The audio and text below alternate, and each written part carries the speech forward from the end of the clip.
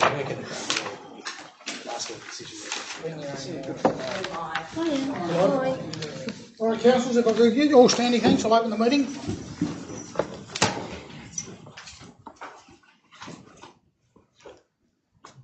On behalf of the Swan Rural City Council, I'd like to acknowledge the traditional custodians on the land on which we meet and pay our respects to their elders past and present.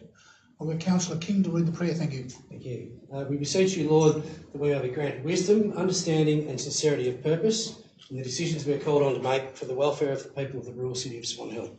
Amen. Please be seated. Amen.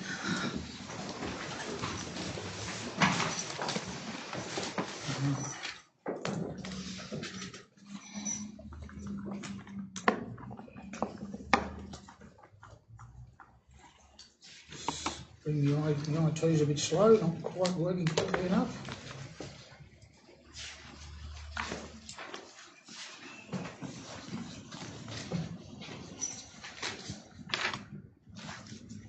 All right, everyone's present, so there's no apologies. Directors and officers present. We have the CEO, Mr. Scott Barber, sitting next to me, Barn Pratap, the Minister of Finance, Heather Green, our Minister of Development and Planning, Leah Johnson, our Director of Infrastructure, and Bruce Myers, our Director of Community Services. Can I have someone move the confirmation of the minutes of the previous meeting? Thanks, councillors. Moved Councillor Kelly, seconded Councillor Jeffrey. All those in favour? Carried. Do we have any disclosure of conflict of interest? Take silence is none. Joint letters and reading of petitions. We don't have them, Mr. CEO. No, Mr. Mayor. We do have a number of questions, councillors. Can I have someone that suspend standing orders, please? Moved Councillor Moore, seconded Councillor Jeffrey. All in favour? Carried. We have a number of questions submitted, 9 in total. Normally, under the public question time, each person is allowed to submit 2, and then we'll move on to the next person. The fact that we only have one person dealing with the questions, we may have an opportunity to get through all 9 questions. But in saying that, it's also that person wants to speak at a open forum, and it's 30 minutes to take in the question time and the open forum. That's the way, the procedure. So we'll start with the questions and see how we go for a start. Okay, these are from Debbie and Danny White of Bombardier Lane, Swan Hill. And this is their preference to the way the questions are asked. The first question, their objectives of the planning application is later to be heard in relation to a petrol station. On page 254 of the July 2023 Council agenda, it says there is a potential future service road egress point pointing towards Lot 8, looking like it will go through the front of the property. As there is a house and person living in it on Lot 8, what are the plans for Lot 8? The answer to that question is this question is not relevant to the application under consideration. The question relates to the subdivision of the land for which a planning permit has already been granted. The next question is,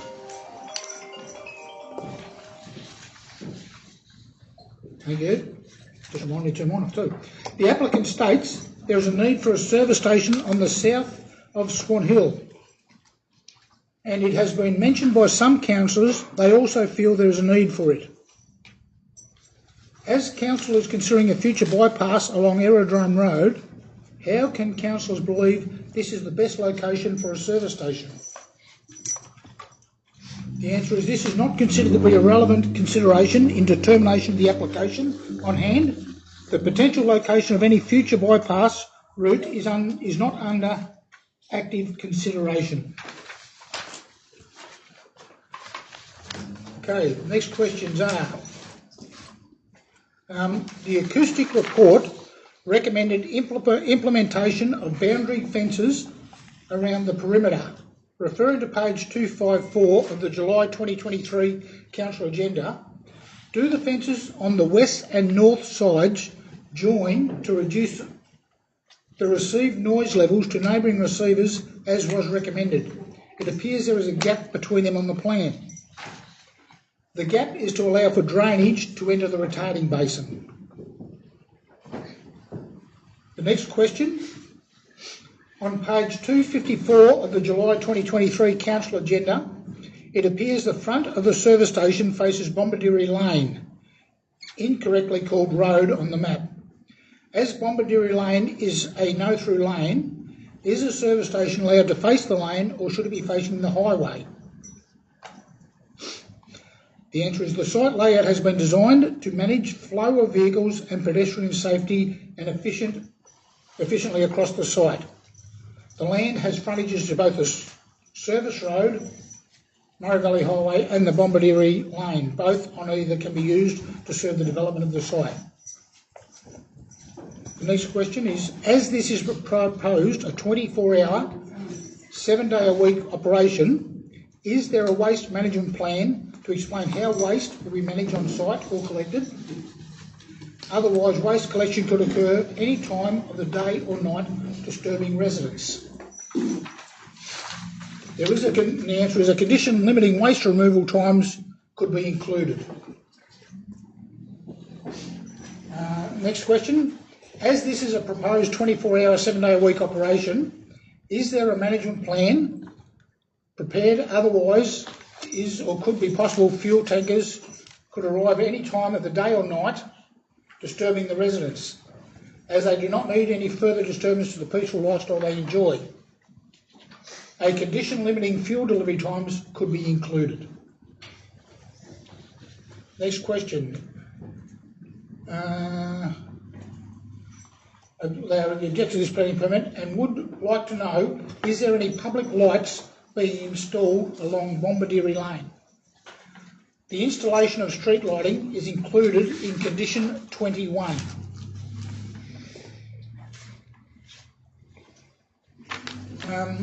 This next question is, we have expressed numerous times our concern with drainage and the impact it will have on the land and residents with only the partial sealing of Bombardieri Lane along the front of the proposed service station and not to the rest of the way.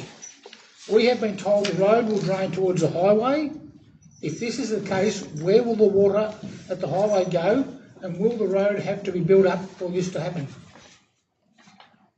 The answer is this will be considered when the stormwater management plan is undertaken in accordance with condition 19. Next question, can the application be redesigned so the truck parking is not close to neighbouring residents for less noise impact during the night? The answer is the internal layout has been designed to optimise safety of vehicles and pedestrians across the site. And that being all the questions that were submitted by Debbie and Danny White, we done in less than half an hour, done very quickly. So there was an application made for them also to appear before and speak before council in an open forum. If you choose to do that, Debbie, you're more than welcome to do that now, and you have 3 minutes to talk to the council. Come up and next to the directors there. Take a seat, don't have to stand up. Sit down. Thank you. Make yourself comfortable. Thank you. Right. Some of these questions You've got might have been answered, so yeah. I might double up here. So, yeah. So you've got 3 minutes. Thank you. I'm one of the objectors to the proposed service station at 5533 Murray Valley Highway, Swan Hill. Most of the recommendations from the acoustic report have been put in the conditions except for limiting time restrictions on the waste removal trucks and fuel tanker deliveries. Otherwise, they can come at any time of the night or day, disturbing residents as they do not need any further disturbance to the peaceful lifestyle they all enjoy. There doesn't seem to be any mention of maintaining the quality of the timber fence as they deteriorate and can end up looking very faded, old and an eyesore, especially in the harsh climate we live in. If the fence is part of the landscape conditions, maybe it needs to be mentioned. We would like to ask you to consider time restrictions on the operational hours to help limit the noise of large trucks. With all the conditions on the signs, it makes me wonder what sort of advertising is planned. Maybe that could be clarified, please. We have sent photos over the last few days to councillors so you can visually see the issues we have all the way along Bombardieri Lane and where the rain is, even with a small amount of rain over the weekend. We would love to know your thoughts on the condition of Bombardieri Lane. We would like to request council take the opportunity to seal all of Bombardier Lane, as this lane is always in very poor condition and it would make sense to do it at the same time. I'd like to thank those councillors who have taken the time to meet with us, taken our phone calls and replied to our messages, as we are very grateful to you. I would also like to make it clear that we still object strongly to the proposed service station, even with the changes made to the conditions, as even with these changes there will still be noise from the large trucks idling, running fridge motors all night and when accelerating from standing to road speed along Bombardier Lane, especially to Terry living at 7 Bombardier Lane. I feel he hasn't been taken into consideration at all with where he lives so close to the site. The noise that will come from the service station traffic is a lot different to the small noise that comes from highway traffic. This service station will ruin our amenity regardless of what conditions are put in place. Thank you. Thank you. Thank you very much, Debbie. Thank you. As we have no other application for open forum and no other questions, councillors, I'll ask a motion that we move back in. Thank you, Councillor Kelly. Just in moving that motion, I'd like to say how exciting it is to have someone to do some. I was about to say the same thing. Yes, exactly. Thank you, Councillor Kelly. Possibly the first person ever. Yep. Yes, can I have someone second that we go back in the... I will move, yeah. Yep. Second to Councillor Jeffrey, all in favour? Thank you. Resume standing orders. And look, I'd like to comment too. Look, thank you, Debbie.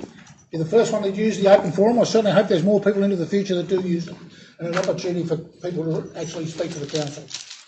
All right, we will move now into the officer reports for decision. The first one being the Murray Valley Highway Lake Boga erection of a display of a major project promotion sign in the commercial zone. Ms Green. Thank you, Mr Mayor. Just letting you know, I also have the planning officer who wrote this report here, should there be any questions that I'm unable to answer.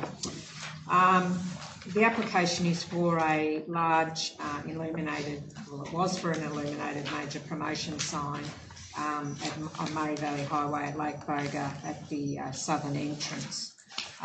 The sign was proposed to be a double-sided 18 square metre static display face in the commercial 1 zone, and there are 2 objections to the application.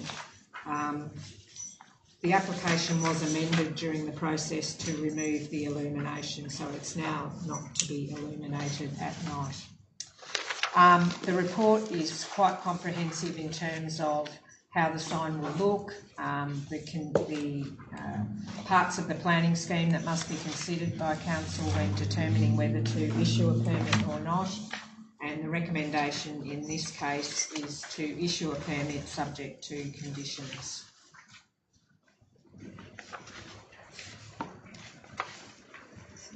Questions at all, councillors?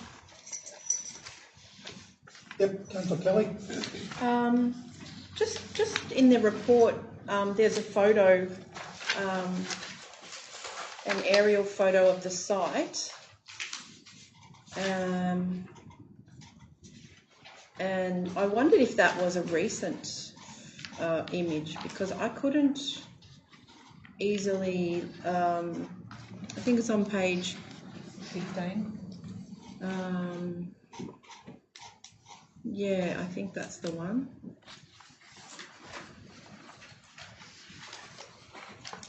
Is that a recent photo? Because I found it hard to orientate myself, considering we've recently talked about another location out there. I thought that...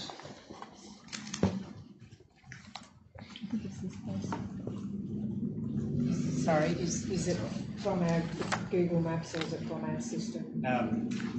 That's from Big Plan, so that's a state government site, so that's the most recent photo that they have.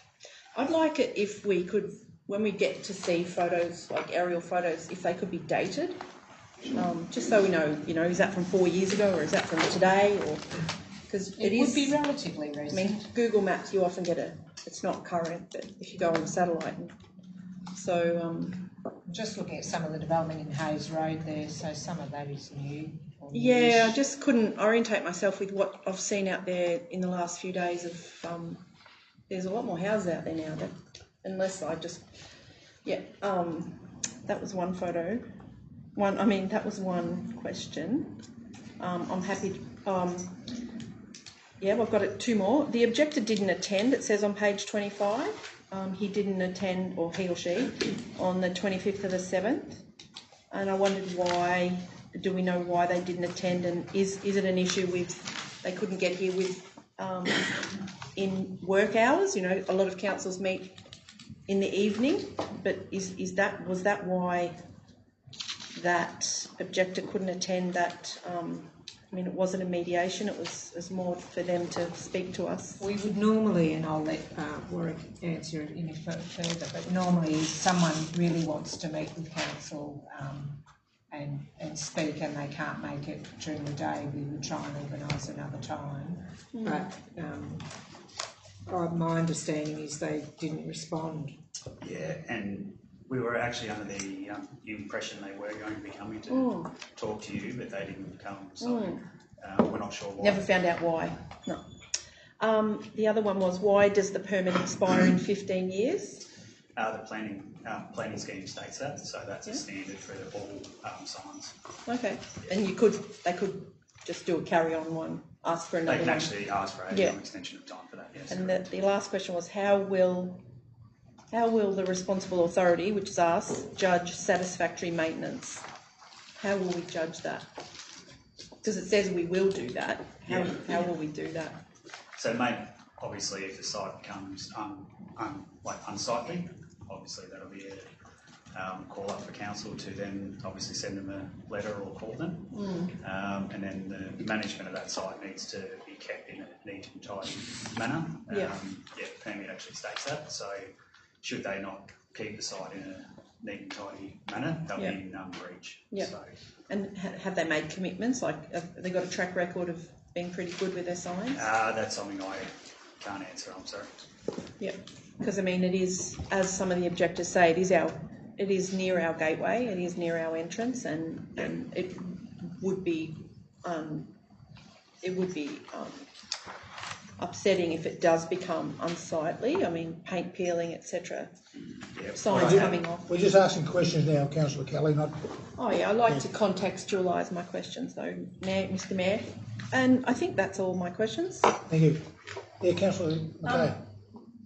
The regulations, do they, don't understand exactly the law, so I'm asking you, is there a limit to how many signs can be placed in the commercial zone?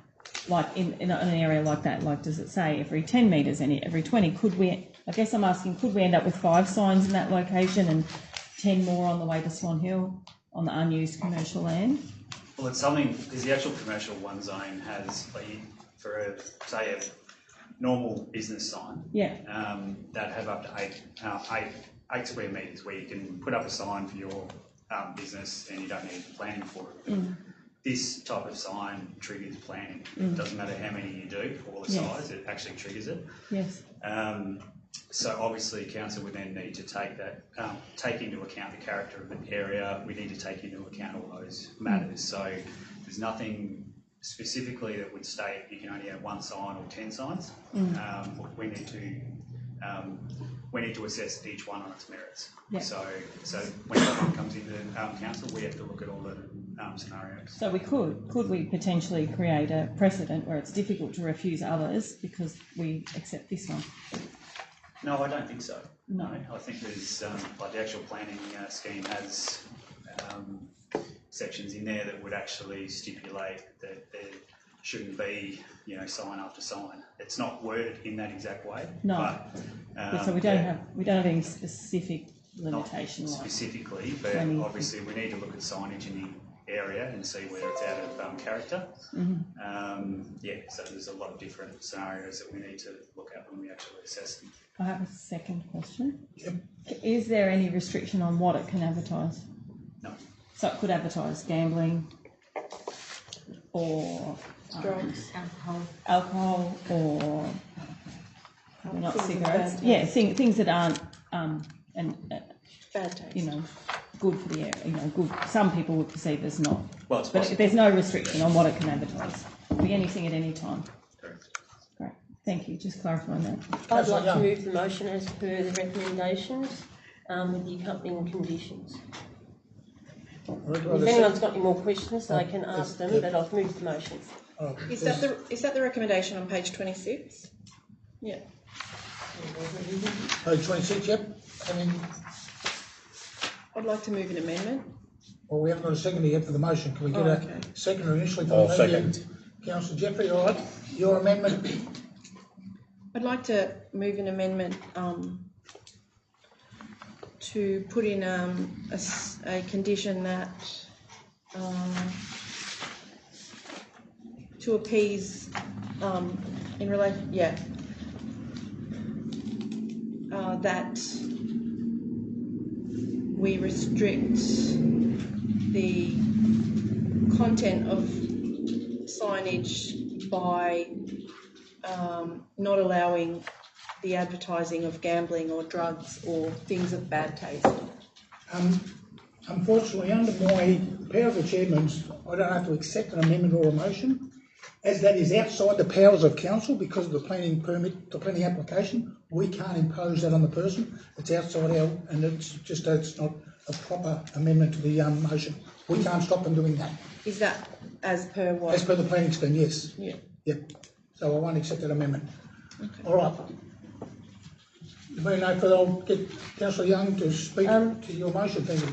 I've moved this recommendation because I've spoken to the people from Lake Boga and the surrounding landowners, and they are in support of having that sign there, and they have no objections to signage, the ones that I've spoken to.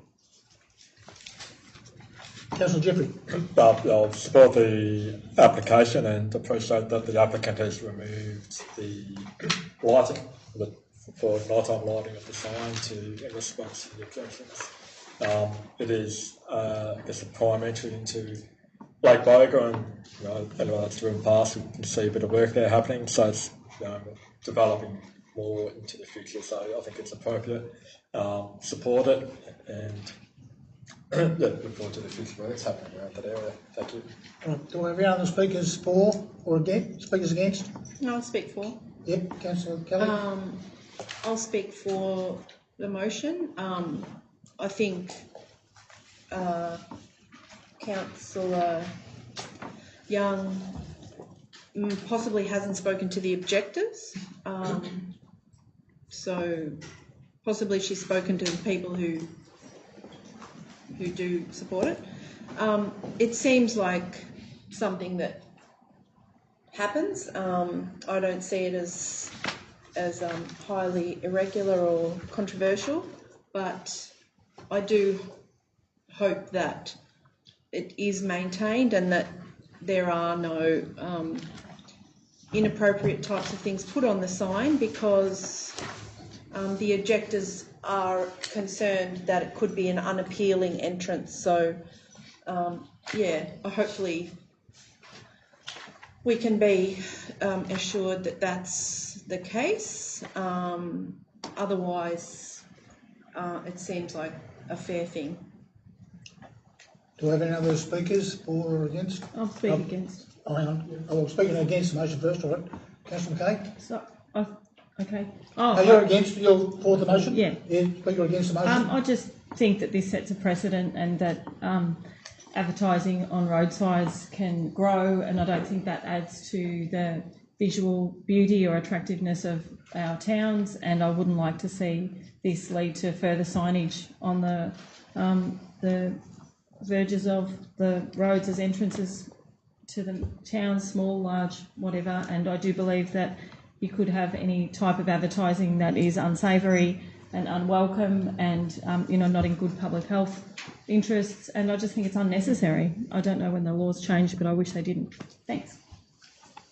Councillor Moore, you used to speak for? Thank you, Mr Mayor. Of course, Lake Boga is the unofficial gateway to the municipality, and this is a prime position to advertise, and I know that there could be unsavoury things happening. It's also a great place to advertise what is fantastic about our municipality, and particularly Lake Boga, which could become a holiday mecca in times to come. I think we've got to think positive and think that good will triumph over the bad. And there are many signs right from through Lake Boga, Swan Hill, and up and down the highway throughout the towns of equivalent size on buildings. This is one more, but it is a prime spot to certainly advertise what's going on in our municipality and what is great about our municipality. Thank you. Thank you. Do I have other speakers? No other speakers, would you like to close? I'd just like to say, having spoken to the people out there, they were supportive of it being at the entrance to Lake Boga and felt that it gave Lake Boga a higher profile and was a modern signage and approach to advertising, and we're totally in favour of it, the ones that I spoke to. Thank you. I'll put the motion. All in favour? Against? Carried. Can we have a division, please? We can have a division. Thank you. Can I ask all those in favour? Councillor Young, Councillor Jeffrey, Councillor Moore, Councillor King, Councillor Kelly and Councillor McLean. Against? Councillor McCain. See the Sandon report. For the information of the gallery, when a division is called, basically what it is it records in the minutes who voted what. Normally they aren't recorded, it's just carried. But when you ask for a division, they're actually recording the minutes who voted which way. Okay, we shall move on to the next item, which could be of interest to the gallery. 553 Murray Valley Highway, Swan Hill Service Station Planning Application. Ms Jewell, you're running with this. Over to you. Thank you very much, Mr Mayor. Councillors will probably recall that this application was placed before the July meeting of Council, at which point it was determined to defer the application. During this time, officers have worked both internally and with external stakeholders to refine the conditions and include additional conditions on any permit that may grant. There's also potential amendments that could occur to address the concerns that were raised earlier on in this meeting with regards to timing of waste management and deliveries. So just going to the site, located at 5533 Murray Valley Highway, being the northwestern intersection of the Murray Valley Highway and Bombardiri Lane. It's the sites are approximately 3 kilometres from the centre of Swan Hill, and obviously located in a prominent position on the southern highway entrance to town. Land is currently vacant and clear of vegetation. The site is part of a broader site, or was part of a broader site of 9 hectares. A subdivision has been approved for that, and this will form, this service station site will form one of the allotments. The land is contained within a commercial 2 zone, as is land to the north and south. Land to the west is contained within the farming zone, and the Murray Valley Highway is a transport zone. Turning to the proposal, the application is for the use and development of the land for a 24-hour highway service centre or a service station. That includes separate areas for fuelling of vehicles, light vehicles as well as trucks, with storage in underground EnviroTank fiberglass tanks that have leak detection technology, parking for cars and trucks for short-term stays, a convenience shop, which is typical of most service stations now, a service centre counter with retail sales, a trucker's lounge that has indoor seating, toilets and showers, a total of 23 parking bays, and an additional 4 parking bays for buses or long vehicles, and 5 parking bays for trucks.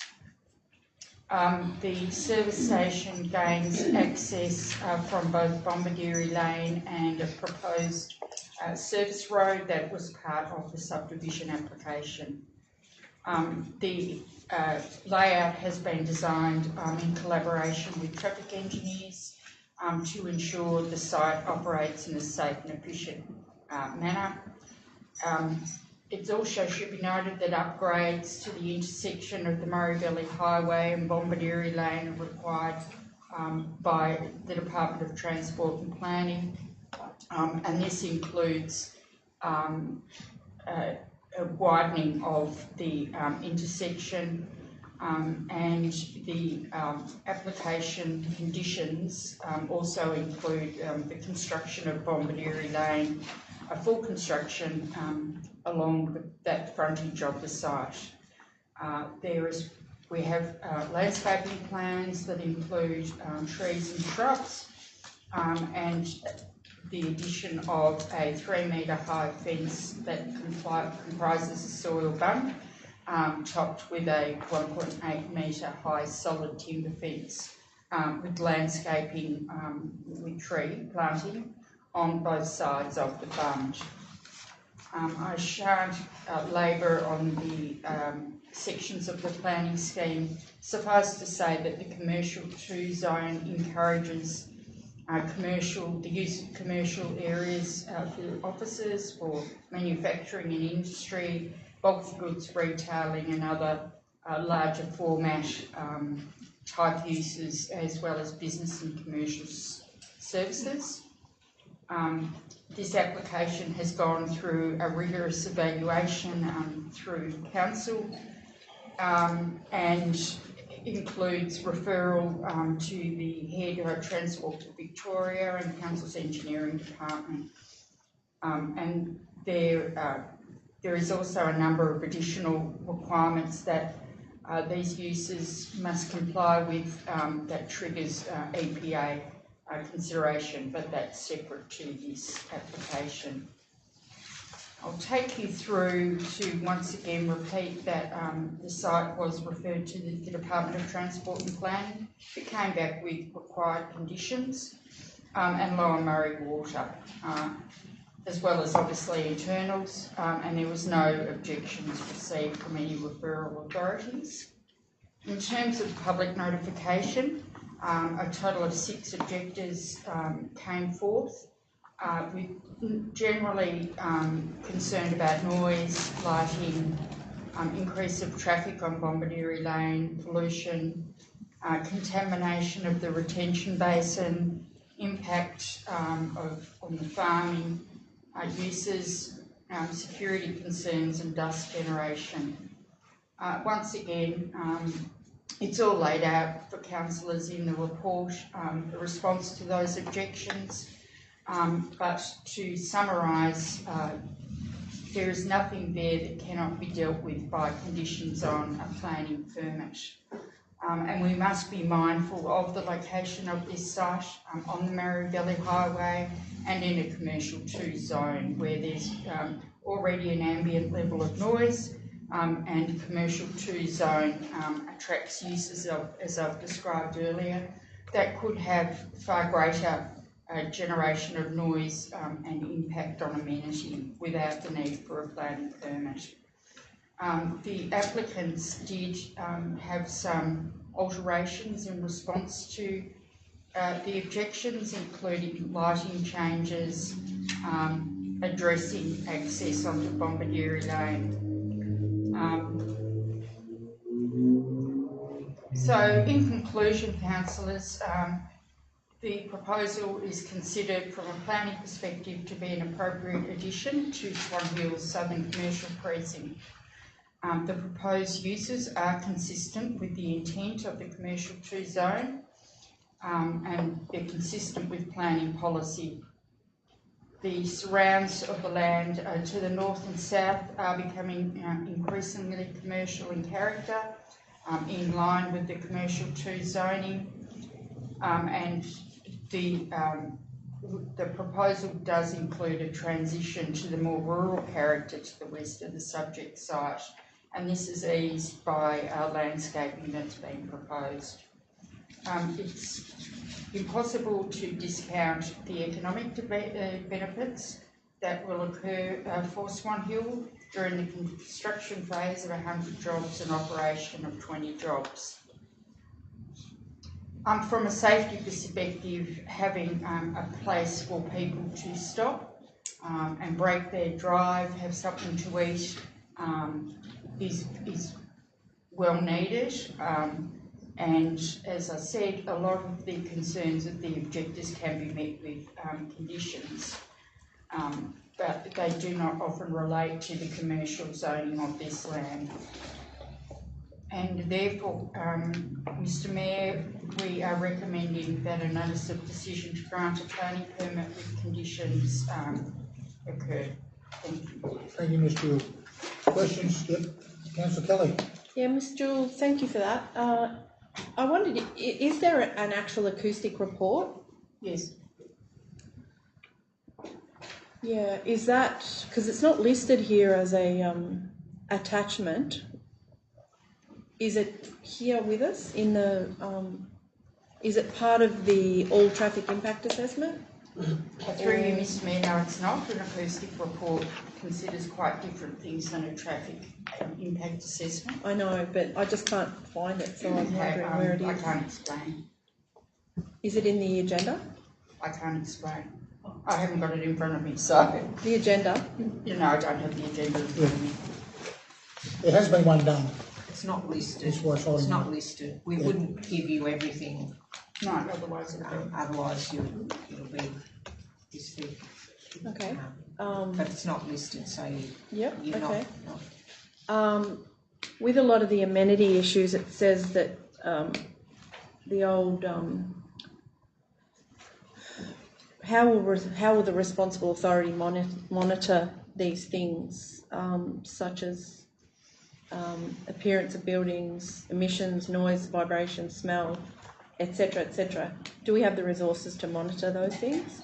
Through you, Mr Mayor, we can certainly require the operators to commission acoustic reports if it's deemed that unnecessary levels of noise are emanating from the site.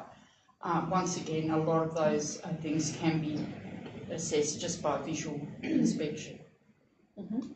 And the other question was, one of the objectors says that the code on their rate notice is 117 residential rural / rural lifestyle. Is that significant? Is that significant to the zoning, the interface between commercial 2 and the actual zoning, or how the land is? What's actually listed on a rate notice is not anything to do with zoning.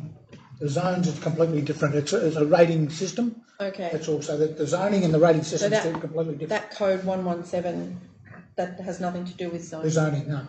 Okay. And the other question was 100% hard stand is, and this is my ignorance, does that mean concrete? Through you, Mr Mayor, yes, it does. Yeah. It's just a fancy word for concrete, yeah.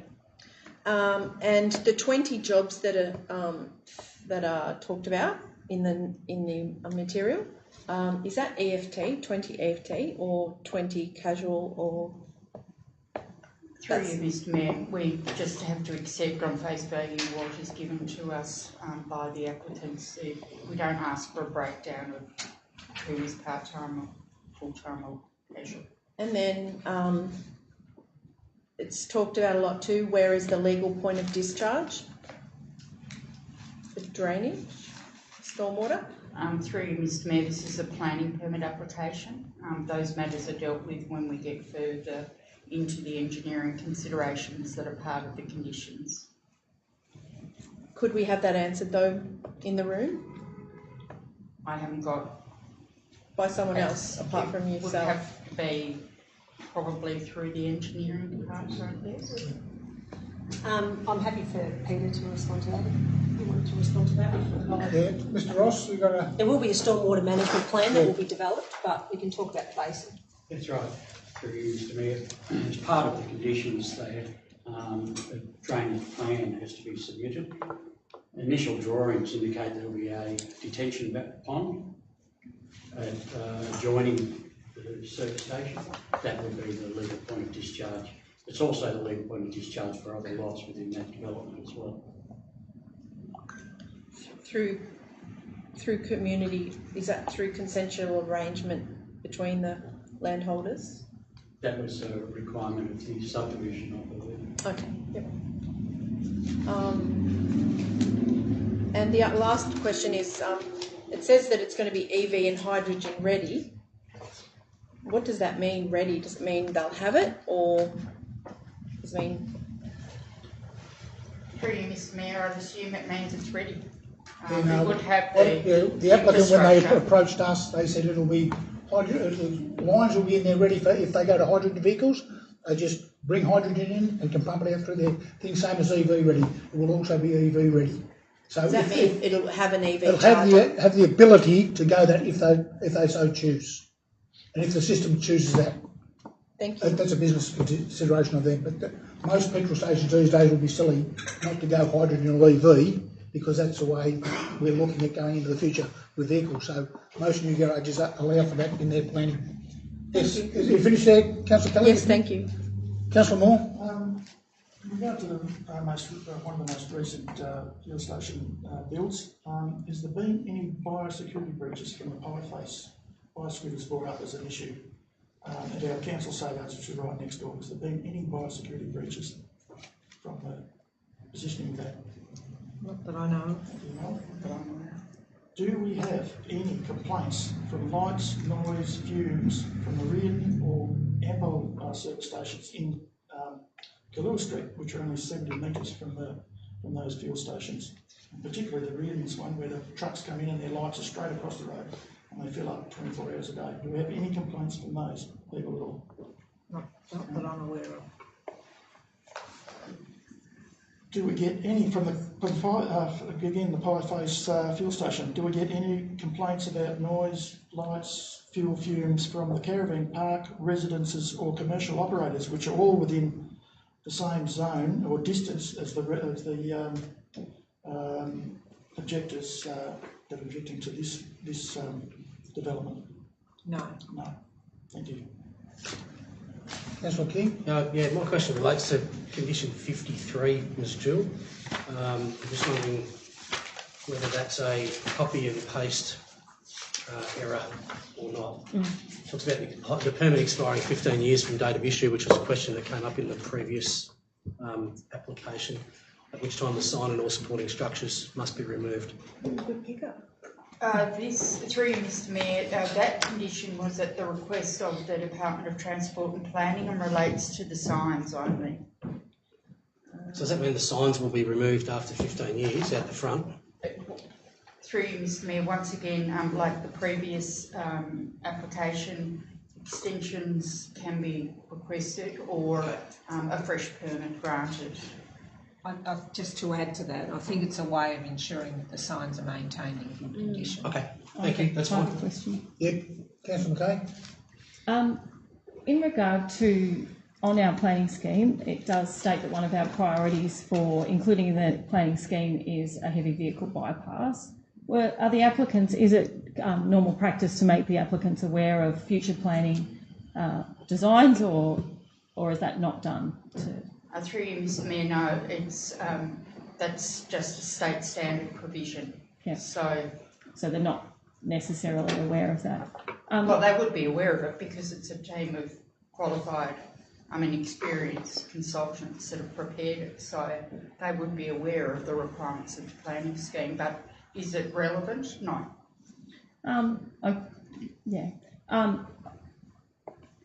I guess that's a judgment about whether it's relevant. If I was opening a business, I would find it relevant for the long-term longevity of that business, that to know all of those things. Is there a question? I would like to move the motion with some amendments, please. All right, if there's no further questions, I've sent in, we can ask further questions. there's no further questions, what's your motion? As written and with the conditions, but I'd like to add a condition and look for a seconder for my amendment. I sent it. What are the conditions? Sorry, I've just got to, that the applicant plant a further row of taller trees on the western boundary of the service station development.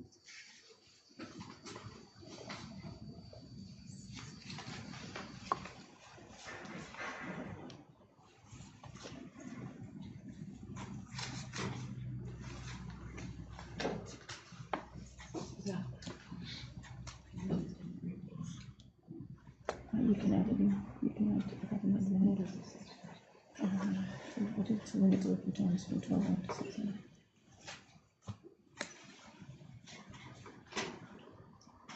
Just while Bill's again through that, Yes, shall I? can we just be mindful, councillors, if we're going to make amendments, it's a lot easier if we've got them well before the meeting, so the girls know when they can put them up there and then, at the time. Oh, sorry, I did email it, but it's maybe not early enough. Then just give them a bit of notice, that's all right. Sure. If the last minute makes it a little bit I understand. lumpy. Sorry, Sharon, do you have it? Have you got them both?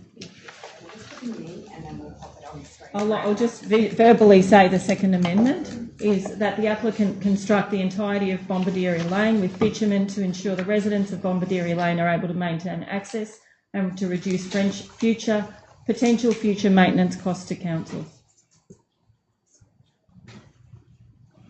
Right, so you're moving it as per the recommendation with those two additional amendments? Yes, and I'll... Well, not amendments, because you're moving a motion, those two extra conditions. Yes, and another condition that a waste management plan limit delivery times, sorry, and this is fresh, to between 12 midnight and 6 AM. You mean not between them times? Not between those times, yeah. No, so one of the middle of the night. No, just to limit delivery times to exclude midnight to 6 AM. And not wanting to put words in your mouth, councillor, Nothing to do with but there's also fuel delivery and waste management. Do you want to cover those? Yes, those please. points? Yeah. And waste management and fuel delivery. Thank you.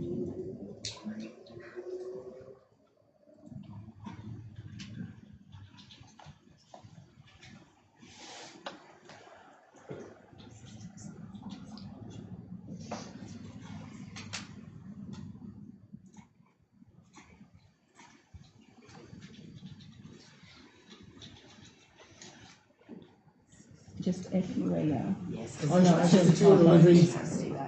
It's easy for us to see. Mr Mayor, the Director of Planning. Yeah, go on, Ms Green. Thank you, Mr Mayor. Just to make it easier, we did actually draft conditions regarding waste management and fuel delivery, You had? which Oh, hang on. Sharon has. Sharon, you actually had That those waste might management make- ones drafted up. That, Waste if management, that's fuel what delivery? Councillor Oh. Mackay is keen for, you might like to read those. Okay. The waste management plan. Shall I read it out for the benefit of the Yes. gallery? A waste management and management plan must be submitted to and approved by the responsible authority. The plan must provide details of a regular garbage collection service, including information regarding the type of refuse bins, including public litter bins, type, size of trucks, means of accessing bins and frequency of refuse collection to the satisfaction of the responsible authority. The plan must be implemented to the satisfaction of the responsible authority. Loading and unloading. Fuel deliveries to the site must only take place between 7 AM and 6 PM Monday to Friday, 7 AM and 1 PM Saturday. Other deliveries to the site must only occur between 7 AM and 10 PM Monday to Saturday, and 9 AM and 10 PM Sunday and public holidays, and waste collection must only occur between 7 AM and 8 PM Monday to Saturday, 9 AM and 8 PM Sunday and public holidays. The permit holder must procure that the operator of the service station shall ensure that companies making deliveries or collecting waste are aware of the relevant requirements of this permit, and that the operator uses its reasonable endeavours to promote compliance with same to the satisfaction of the responsible authority. I think that's stricter than I would have brought in, so that would seem to be satisfactory. All right. Thank you. So what you're moving a motion with all the conditions, Yes. including the Bombardieri Lane trees, the Yeah. natural taller trees be planted along the western boundary of the service station. The Bombardieri Lane be fully constructed with bitumen to its length, Yeah. and also then the waste management and the other stuff. Mm-hmm. All right. Before you go any further, I'll unfortunately, as previously stated, under the amendments or motions, we can put in this situation of the bitumening of the road but due to the excessive cost to that person, they are likely to take council to VCAT at a considerable cost to us. And I don't believe that's outside the powers of council to impose that on them. So I won't allow that amendment, but I'll allow the other amendments, or the other conditions, not amendments, conditions. Could we ask a question about that? Yes. Who is paying for the creation of the service road, and who is paying for the upgrade of Bombardieri Lane to the frontage The applicant's paying for all that up to his boundaries. The service road as well? The service road as well, yes. Is that right? I believe that's the case. Through you, Mr Mayor, the service road is being constructed by the developer of the whole 9 hectares. Yeah. Yeah. Is there any way to, we presuming that they would take us to VCAT, that they may be very good neighbours and want to create good relationships and accept it? So how do we know?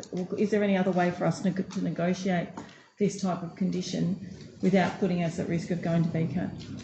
I'll put it up to the council then. As I say, that is chairman's discretion. I have that. It's outside the powers of us, and because we can put any condition we like on a permit. Any condition we put on a permit can be challenged at VCAT. We know because of the excessive cost of building the excessive road, the net length of the road. I don't believe that they will accept that. I'm saying they will accept the drainage and the waste management and the fuel delivery and the trees. They may not even accept them, but that doesn't come at a great cost to them. This comes at a great cost, and that's what I'm saying. But all right, I'll take on board what you're saying, Councillor. I'll leave it in. Can I ask? No, hang on. I'll leave it in. That's your motion with those other conditions in there. So we're all clear, councillors, where we are. We've got a motion now with all the conditions. Councillor McKay has added that the waste management conditions which were in the questions and fuel delivery, which were added, she's added them in. She's also added another condition to plant another row of trees on the western border.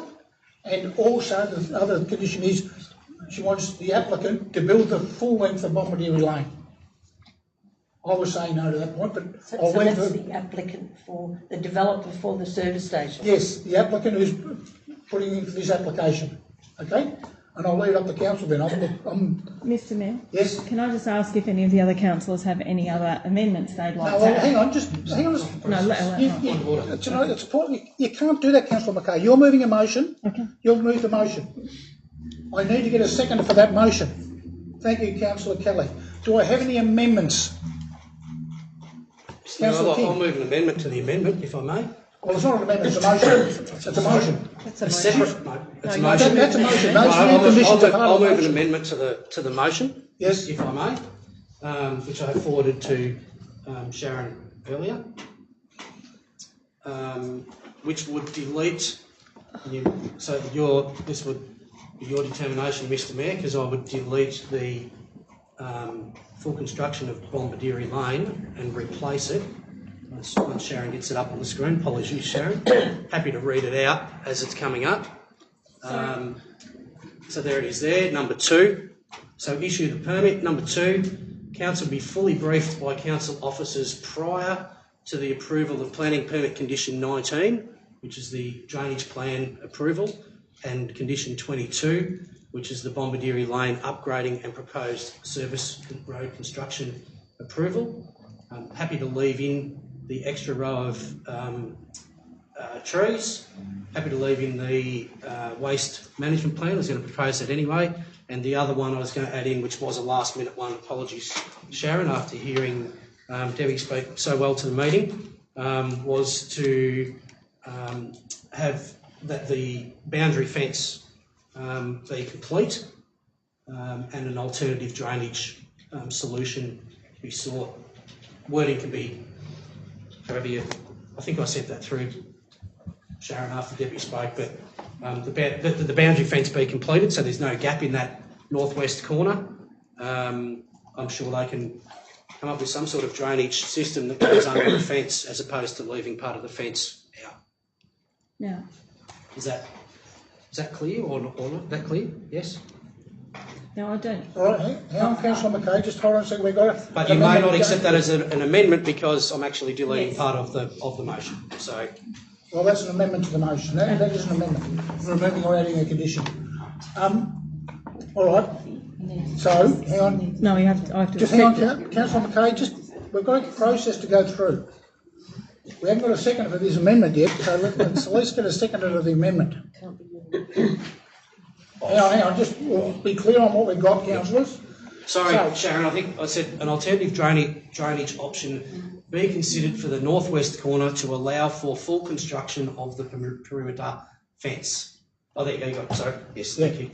All right, okay, councillors, what the amendment is now, the amendment, councillor King has added, so we've got the initial all conditions with the extra conditions that councillor McKay put in, but then he's taken out the condition in relation to the ceiling of Bombardieri Lane, the full length, but he has also added an alternative drainage option be considered for the northwest corner to allow for full construction of the perimeter fence. That was in relation to Miss White's application and questions before about the fences don't align in that corner. So and that will be allow the fence to align. Sorry, also, excuse me, Mr. Mayor, just number 4, that's what I was going to propose, but I'm happy to take number 4 out and adopt the planning department's the waste. So what are you still working on? Yep, thank you. So, all right. So the amendment to the motion is, like I've said, and also the other one he's added in was that council be fully briefed by council officers prior to the approval of a planning permit condition 19, which is drainage plan, and 22, the upgrading of the proposed Bombardieri Lane. So we get a briefing at a future assembly prior to those things happening. Do we understand where we are with the motion currently? Right. Can I have a seconder for that amendment? Councillor Jeffrey. Thank you. All right.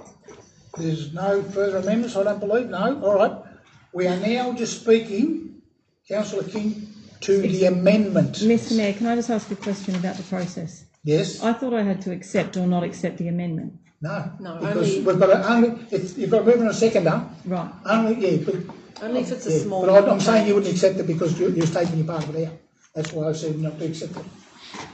Okay. So you wouldn't accept the No, so it gets debated. And So voted now on. it becomes an amendment to your original motion. So what we are debating now, councillors, is just the points that Councillor King has raised, being the removal of the bitumen, the report back to council prior to the drainage and building of Bombardieri Lane. They were the only two you changed from Nicole's. I'm trying to try and pick up the speed. Correct. Yeah. Yes. Yeah. So if you wish to speak to that amendment, thanks, councillor. Yes, thank you. Look, I understand that unfortunately these are some of the things that come across your desk as a councillor that are difficult decisions. I thank the objectors and neighbours for their passion and their time that they've spent on this, and it is difficult to be in this role sometimes to deal with such matters. The situation, as I said, as we're faced with is that we have a application that is compliant with our planning scheme. It is appropriate to the zone, and it is appropriate that these types of uses are adjacent to farming zones, which, whilst we might, in another debate, try and find out whether it's actually should be a farming zone or some other sort of zone, but as it stands, the neighbouring area is a farming zone. Unfortunately, in planning decisions, we don't get to make decisions around restriction of commercial trade or commercial opportunity, commercial developments, or whether or not financially it stacks up, whether or not Swan Hill has too many servos and not enough Hungry Jacks. We don't get to make those types of decisions. They are commercial decisions that are made by owners and operators and developers as to whether to proceed with these types of projects. Hopefully, this type of development will launch further development in this area, which is what the area was zoned commercial for the intention of developing the entrance to Swan Hill and signifying that it is a vibrant place to come to and a vibrant place to live in. So what can we do in this situation? We can try and create the best possible outcomes for the adjoining residents. And so I hope that with the normal planning conditions the proposed conditions that were already in this report that's come to council, and the addition of a few today, and I thank the objectors for their representation and their presentation. I hope that we can create the best possible outcome for the neighbouring people and for that area of Swan Hill, and that these extra conditions and that we put with the permit can do that. And I just think it's important that with something that's so sensitive that we do get a final look. I understand that developers won't give us all of the detailed design, because why would they invest the hundreds of thousands of dollars in detailed design with a planning permit if they don't get their permit approved? But it would be good for, and hence why I suggested it there, that council get briefed at a future assembly prior to final sign-off of those things, so that we can understand what's being proposed, be satisfied by that, and understand the implications on the drainage system in that area as well. So I support this, obviously, with the extra bits and pieces that we've added to it. Thank you. Thank you, Councillor Green. Councillor Jeffrey. Back to the amendment. First part about the removal of the bitumen road.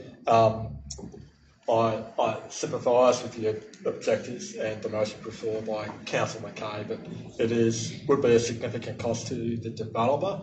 That probably should be something that the owner of the whole subdivision should look at, not necessarily that one developer. And if it was something that they would most likely take to BCAT to get overruled, which may lead to other conditions that we put on being removed and being reassessed as well. So, but perhaps I'm sure there's opportunity for us to work with the developer or council to look at what we can do to improve that road into the future. And support and thank Debbie for raising around the waste management and the fuel delivery. It is something that is worth putting in, and I think those times are appropriate if this plan and permit was to be approved. Thank you. Thank you. Do we have other speakers for Councillor Moore? Yeah, I'll be brief, Mr Mayor, given that we are speaking to the amendment. Look, I just think very sensible amendments to help to address and ameliorate concerns by the local residents, and hopefully they will be accepted by a majority of councillors. Thank you. Any speakers against? Councillor Kelly. Yeah, look, I'm going to speak against, because I mean we have to balance land use conflicts and competing objectives, but I'm quite surprised to hear that we don't have a bypass under active consideration, because I think getting trucks out of our centre of our city is probably a good aspiration to have, considering the impact on respiratory and disease that the air pollution and emissions, exhaust particles cause. I think this whole thing with using United Petrol as an example, I don't think is fair, because it's such a new business. The Google example of traffic review with overnight traffic, I think we should be moving towards EV and away from emissions and fossil fuels. There's in the planning scheme, while the Sandon report recommends council's powers are taken away in planning, we still have it, and I think councils do make decisions about business, whether it's refusing a McDonald's in your town or whatever, but council's given the ability to have discretion. I think things such as high levels of existing ambient noise, it's a bit different from a passing truck that passes in a few seconds to a truck or many trucks, several trucks, idling for hours overnight with noise and vibration. So they're just some of the reasons that I'll speak against the amendment. Thank you, Councillor Kelly. Other speakers? Councillor McKay? I'll speak against the amendment because I think if we're serious about improving the amenity for the residents and helping to alleviate any potential impacts, then we would not support this amendment and do our very best to ensure that whatever can be done to reduce the impacts is done. There is the likelihood that the road will have to be risen up to allow drainage to go to the highway, and then we just know how flat the gradients are out there and that the rest of Bombardieri Lane deteriorates further. I have lived in several dead-end streets, and so I know that accidental traffic goes down there. The more traffic that goes down there, the more accidental traffic ends up at the end of those streets, and any impact on the lane, the cost of the maintenance will fall to the ratepayers. So this would be a long-term interest. We're totally changing the use of Bombardieri Lane from a very, very lightly used track, almost, to becoming, it's going to have a lot of traffic entering and exiting. There's possibility of trucks ending up down that road and having to turn around, and that will destroy the road. There's a possibility of drainage going onto the road, causing potholes and puddles, and so I just think we should be on the front foot and do what we can. I do feel that our hands are tied in regard to the, rejecting or accepting the application. It would get through with VCAT.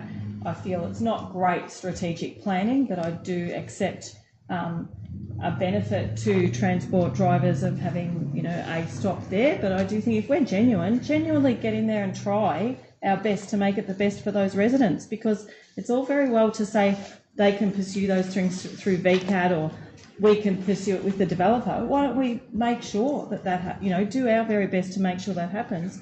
That requires sometimes the resources that people do not have, but we have the resources here within our council to try to be on the front foot. And I pretty much think that the developer would probably accept that and not go to VCAT because they want to create good relationships and be a good neighbour.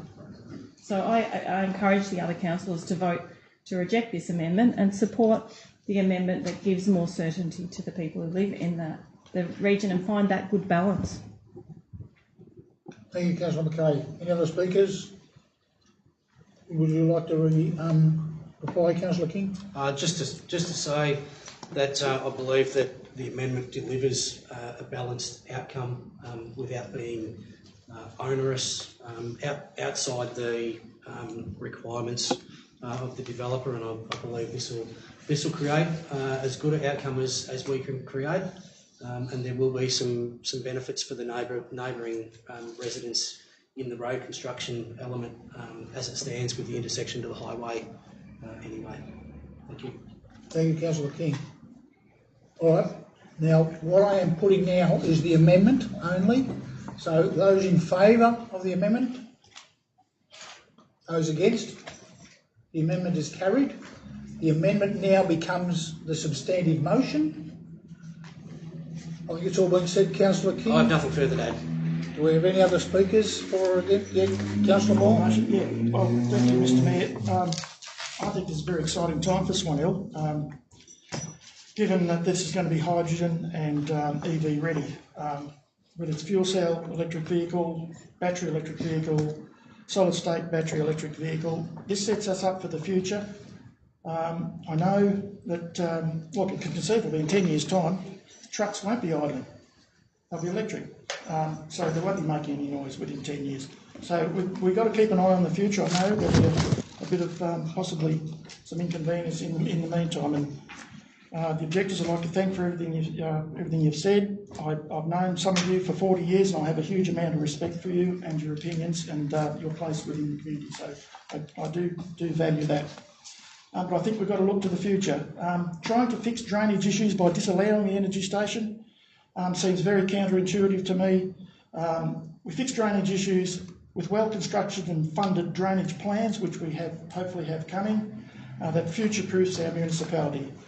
This area was zoned commercial without any thought to how it was going to be drained, and that's all in the past. Once again, council's fixing up things that are trying to fix things that have happened in the past, and whatever happens here with drainage, like now, is really a stopgap measure. In the future, this will have to be drained to the legal point of discharge, which is incidentally is down in Wirral Street there somewhere, or a separate drainage plan there. But that'll all come out with our drainage strategy, which we have coming. the funding of which we hope will see to as well. I have been down there, I've sat on the channel bank, I've listened for quite a considerable time. And I know it's not the same as in the dead of night, but during the day, trucks exiting Swan Hill do change gears. You can hear them. That's already happening with trucks exiting Swan Hill. So you can hear them when the wind's in the east. When the wind, which is the prevailing wind, which is the westerlies, you can't hear it much at all. But that does, middle of the night when you can hear everything for miles away.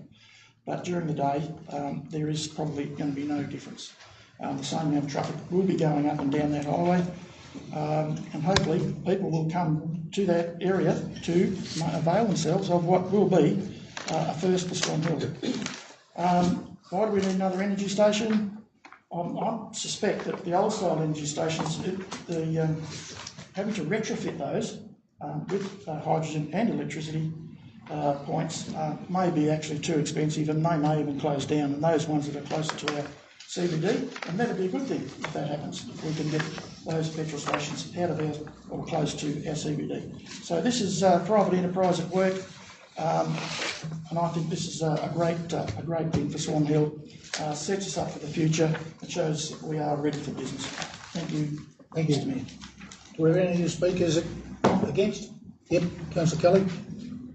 I would like to speak against this because we really aren't clear what EV ready means. I'm hoping that it does mean there's going to be EV stations. As an entrance to our town, which is a planning consideration, I think service stations and truck stops are probably one of the ugliest types of businesses that could possibly be at your entrance. So I don't think this will add anything to our entrance. The case that that this is a we need something on the southern entrance. Well, as a traveller and a regular traveller myself, I fill up in Lake Boga on the way out of town. So I think we already have a station on the southern entrance to town, southern side of town.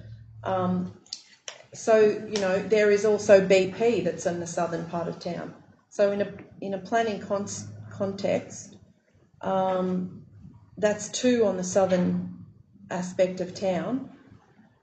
This proposed service station, I don't think is consistent with the intent of the C2 zone. It possibly is not an appropriate industry. It affects livability, it affects amenity on the adjacent homes, particularly number 7 Bombardieri Lane, which I agree with the objector that we haven't considered that house. I mean, it's 10 or 20 metres from this proposed business, and the effects that all the amenity effects of noise, light, vibration, smell, fumes, smoke, vapour, dust are going to affect that property in such a severe way. We have the issues of the ambient noise that's already there. I think overnight trucks idling, as they do with their air conditioners on in a hot summer night where a truckie wants to get some sleep, that is going to be just a terrible thing for those homes nearby to put up with. I think there's better places for it that would come more in line with where, if we do have a truck bypass, which I think is a wise thing that we've been talking about for many years and we should already have, and we need to work on that. And I think it should front the Murray Valley Highway more than fronting Bombardieri Lane. The design should contribute. I've never seen an aesthetic 30 seconds station. remaining, Councillor Kelly. Pardon? 30 seconds remaining. Okay. Speaking time. I also have concerns about ongoing maintenance of the landscaping. I haven't seen anywhere that says how they're going to keep the landscaping alive and looking good. So I think I would have liked to see, and I probably should have asked for the acoustic assessment, lighting assessment, waste assessment. This is possibly a compromise, but from all that I've seen, and I could go on and on about it, I do not support this motion. Thank you. Any other speakers? Paul? Yep, thank you, Mr. Mayor. So no doubt that this is a difficult decision to make. It's clear that a commercial 2 zone abutting farming zone anywhere in our municipality, whether they actively farm or have rural lifestyle blocks, will experience some growing pains, and this is part of that process where we have a land that has been subdivided for commercial 2 zone property or activity, and so I completely understand the objectives originally, and they have indicated that they supported the initial rezoning of the farming zone to commercial 2, with understanding that it will be some sort of commercial development, maybe not necessarily 24/7. But based on the report and based on the information from both the applicant and the objectives, it comes across that it is a appropriate development for commercially zoned land. Council's role in this is not determining what businesses come to Swan Hill or limiting, prohibiting any. We have to assess the application against the plan and scheme, both local and state, which is also what VCAP is when they make a decision if a case is taken to them. As Councillor King mentioned earlier, we suddenly hear comments around the community around how many hairdressers, how many bottle loads, how many fuel stations we need. Competition is good, but we have no powers, nor should we, in turning away a business from opening up in Swan Hill. If they can determine that they can open up a business and compete and make profit from existing competitors, then they're welcome and they should be. Part of the other consideration is, based on the report, that where the applicant has modified their application, not 100%, but to a fair point, to address some of the concerns raised by the objectives, and I thank them for raising those, and I thank them for 30 seconds remaining, Councillor. For the waste management. So based on that, and I'm happy to support the application. Thank you. Any other speakers against? Sorry, Anne. Well, we normally go for and against. If you're a speaker against, speaker against the motion? Yep. Yeah. This application I 100% accept. I've consulted with transport drivers. It's an important industry. It's an important industry for our area, and I 100% accept that there's a need for service centres on that side. And understand the discussions about whether there's enough or not. Are not the particular issue. Industry is growing.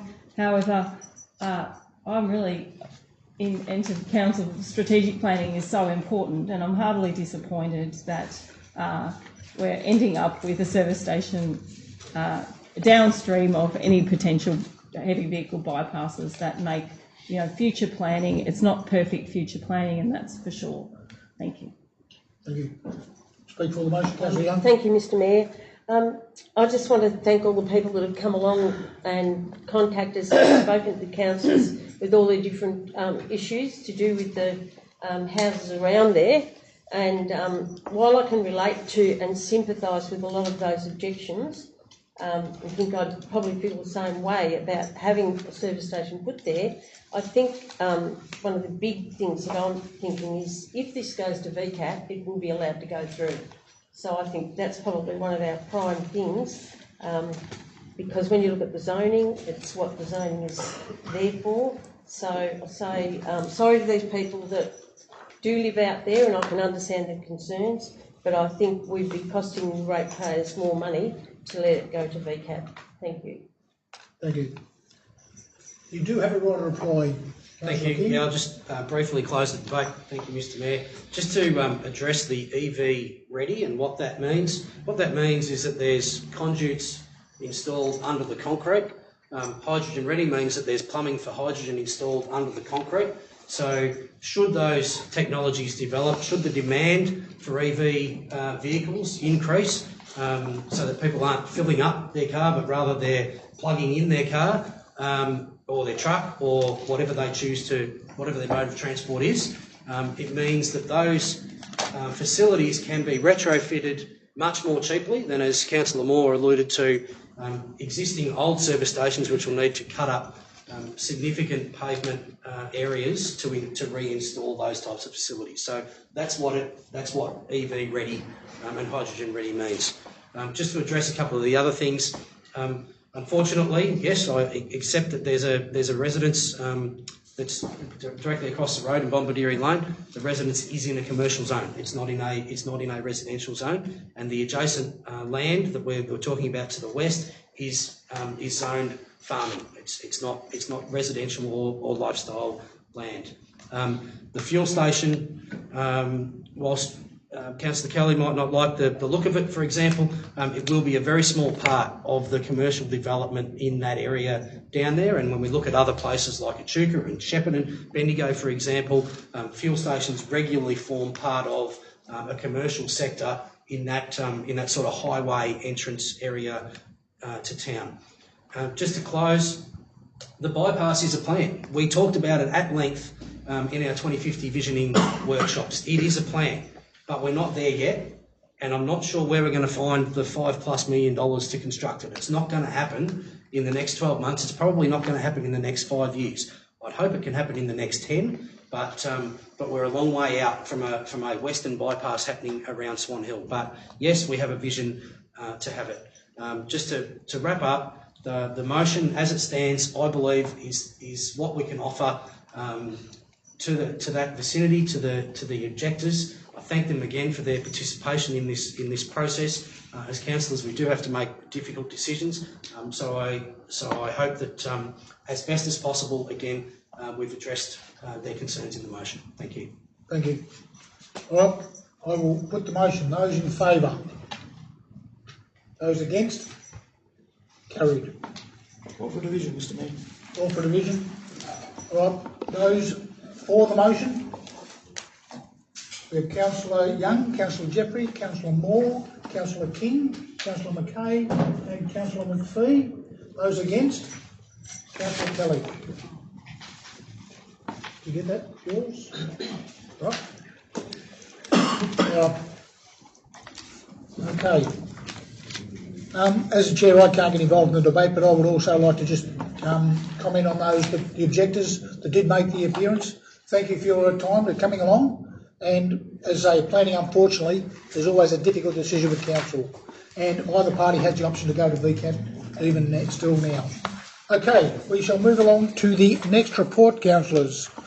It's a refugee working group. Proposed establishment of an official settlement location. Ms Green. Thanks, Mr Mayor. Service station to refugees. Just to let council know that council officers have been working with a refugee working group that's been established to share information and attempt to address support issues with respect to the influx of migrants and seasonal workers into the municipality.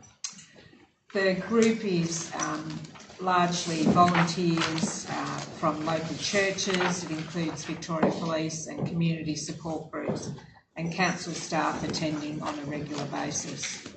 There's a big concern on behalf of that group that their ability to be able to help seasonal workers and refugees cope with living in Swan Hill and the provision of services to them. There is a need, we believe, that council advocate to both the federal and state governments for urgent consideration to establishing the Swan Hill Rural City Council municipal area as an official settlement location. The report goes on and discusses the issues that are of concern, and they include on page 121 some 8 dot points: the need for housing, an ongoing issue, access to medical and health services, mental health issues, workplace dispute support, pastoral care, recognition of cultural diversity, transport access, need for increased communication between all levels of government and people needing support, and working with government agencies to go through visa application processes. All issues for those refugees living in our community. What we're recommending in this report is that council do a lot of advocacy to try and improve things for those people living in the municipality, both Robinvale and Swan Hill. by the establishment of an official settlement location status, which affords them access to increased services from the federal government. Such areas as Mildura and Shepparton have that for their local people. The recommendation is therefore to write to various ministers. I don't think, Mr Mayor, I need to read out all those recommendations, but it's to federal ministers and federal members, to Victorian senators and Victorian ministers, and also that we write to service providers such as SMEC and Mallee Family Care, asking that they join in seeking to advocate to those relevant federal ministers and members and state ministers and members to try and establish an official settlement location status within the Swan Hill Rural City Municipal Area. Thank you, Ms Green. Do I have questions at all, councillors? Councillor Kelly. Yeah, look, I really applaud this this report coming to council and this motion, this suggestion, because it's really. Questions? Yeah. Oh yeah, sorry, I'm getting a bit lost. Question, Councillor Kelly? With the working group, is it like an ongoing group, or is it like, how do you see it? Because it's kind of being generated organically, but is it going to be an ongoing group where, say, a council has a delegate on it, or? I'm looking at Mr Myers, who may be able to add some information. Correct me where I'm wrong. That the group has been in existence for some time, made up largely of volunteers. Which group are you talking about? Through now to Councillor Kelly, the group that we're basing the effort around is what's known as the Community Issues Group. So in Swan Hill. Don't worry about telling me about that, because I already know about that. But I was talking about the refugee working group, which is what's talked about in here. Can I answer any questions? Is that Do you know the answer to the question? Well, it's a group that has met in regard to the submission that was made to a migration inquiry, and it involved volunteers, but also people who work in the sector, and have been having group communication and have had 2 or 3 meetings, and with including representatives of the department to talk about the lack of actual organised support. I think, Councillor Kelly, what you're looking at, I think the ultimate question you're looking at is, in the future, is a councillor appropriate to be on this group? Yes. Yeah, just the formality of the group. Well, I think we'll take that on notice and look at it we should not consider now, but in a future time, whether that's appropriate by all means. Do you have any other questions? No. No? Councillor Jeffrey?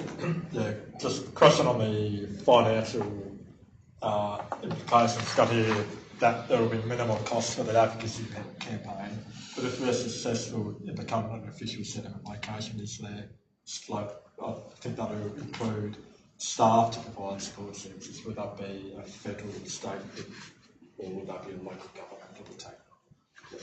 Thank you. One other question is this similar to the I think it was a Dharma that Shepparton had that we looked at a couple of years ago, or is this a different point? It's different. Yeah. It's to my understanding, it will provide funding for existing organisations to operate out of Swan Hill that help refugees to get housing, get furniture, get assistance. It's that sort of group. At the moment, there's one officer from SMEC that had been located in Swan Hill to provide that service for many, many people. Thank you. I do have another question. Yep. How long do you think, it does say in here that it can be the visa guy from the federal government said it can be a long process. What does that mean? Do you think it means a year or 5 years? I suspect. We don't know, and also this process, the current federal government is also, reviewing a number of things. So yeah, it's a bit hard. Yeah, and I had another one. Just because I've only moved back here 3 years ago and had 12 years away, I know that the very long-standing Uniting Church Community Issues group has been has an ongoing role in this. Incredible work they've done and won awards for it. But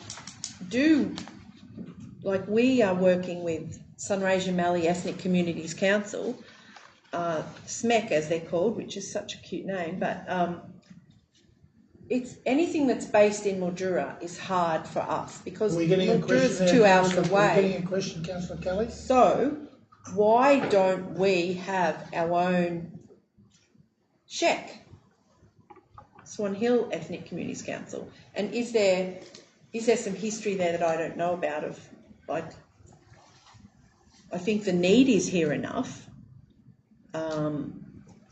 What do we need a SHEC, the Swan Hill Ethnic Communities Council? So I'm asking that to the officers, I suppose, or any councils if they want to, if they have any. It's probably a question on notice. My instinct is to say yes, but I'm not exactly aware of how SMEC is funded, and certainly they're funded to include our municipality. But we've only got one officer here, so that's tough. Losing that officer. That's tough. I suppose I do know that the difficulties having anything based in Mildura and expecting a fair kind of share of the pie. Once again, question, Councillor Kelly. Yeah, that'll do. Right. Just one question from me. Mildura and Shepparton already are an official settlement location. How long have they been that, do you know? And how come we missed out on it? I'm sorry, I don't know the answer to that. Sometime is I would say it's not just a recent occurrence. Yeah, maybe if we, I'll just take that one over. Thank you. Okay, how do these groups that you're talking about now, and this one, go back with the Dharma? Like, are the Dharmas still in existence, or have these... Clarify what Dharma means? Designated area migration agreement. Yeah. This is a different situation to Dharma, designated assisted migration. Yeah. So Dharmas are about getting employees. Employment. This is about care and support for refugees once they're here. So they're quite different. Thank you. Yep. All right. Another question, Councillor Young, or not? No. You have a question? In answer to Councillor Young, I think that potentially we were a settlement area at some period previously, but we've never really had a great deal of investment in the support services. So we've developed this huge volunteer effort, but we really need better professional support because we've got the need. Thank you. All right. Okay. You move the motion? Yep. Moved as per the recommendations? Yes. Thank you, Councillor McKay. Seconded, Councillor Jeffrey. Thank you. Wish to speak to that, Councillor McKay? Yes, I would. Swan Hill has a really beautiful and wonderful history of welcoming new settlers to our region from other parts of the world, including since, in the last 20 years, immigration from Africa, Afghanistan, new waves of people who are in need of, peace and prosperity and calm and good education. And it's been such a makes our community such an addition to our community, making it vibrant and interesting place to live and wonderfully diverse. However, unfortunately, given that we seem to be the middle-sized city with two other larger areas, taking the bulk of the investment in those support services, we haven't ever had the proper professional organisations to support all the influx of people, and now we're having Pacific Islander migration to support agriculture, which is so wonderful for the region. But there's such a huge influx of people. You need a better system of community to support them. I would like to thank, from the bottom of my heart, the work of the Community Issues Group, based around the Uniting Church, but drawing in lots of people. They've done amazing work over the years, I've had a lot to do with them in my professional work as a nurse and refugee health nurse, community health nurse. They are actually amazing, meeting families who arrive from distant countries when they arrive on the train with children, acquiring furniture, organising houses for them to rent, setting up their, helping to really welcome people who, don't have any language skills and have experienced trauma and hardship, helping to enrol their children in kindergarten, primary school, providing that welcome. So many women have learned how to drive through the support of this really volunteer group. There's an English language tutoring group, and it's really been amazing. It's been amazing for the young children who have come here and made their way through high school and excelled and now playing soccer and going to university and working. However, this group is absolutely exhausted and reached the point where making that the contribution is still needed, and they're finding that their help is needed with other communities and people coming from other regions. We're also finding that because there's not enough professional advocacy in our region, that it's a deficit for us lobbying to the government when there's inquiries into migration. Our voice from our region, it's so hard to be heard. So this would be so fantastic. I really commend the efforts of Dennis Hoverton, who has taken this on board and been a real positive force. And so thank you, and doing this advocacy will be really important for us. Thank you, Councillor McKay. Councillor Jeffrey. I just want to say thank you to Councillor McKay. She's obviously got a fair bit of insight into that, and she's really reflecting what this is about, so thank you for that. Fully support the efforts here to try and establish the group and get better support for people that are moving to our country and into our town, whether it's for short-stay visas or if they're migrating from another country. It is really important that they continue to get the support that volunteers have been providing, and by the sound of it, it's to the point where it needs permanent employed assistance so that the volunteers can still assist, but remove some of that big bulk workload that working with government agencies can take up. Thank you.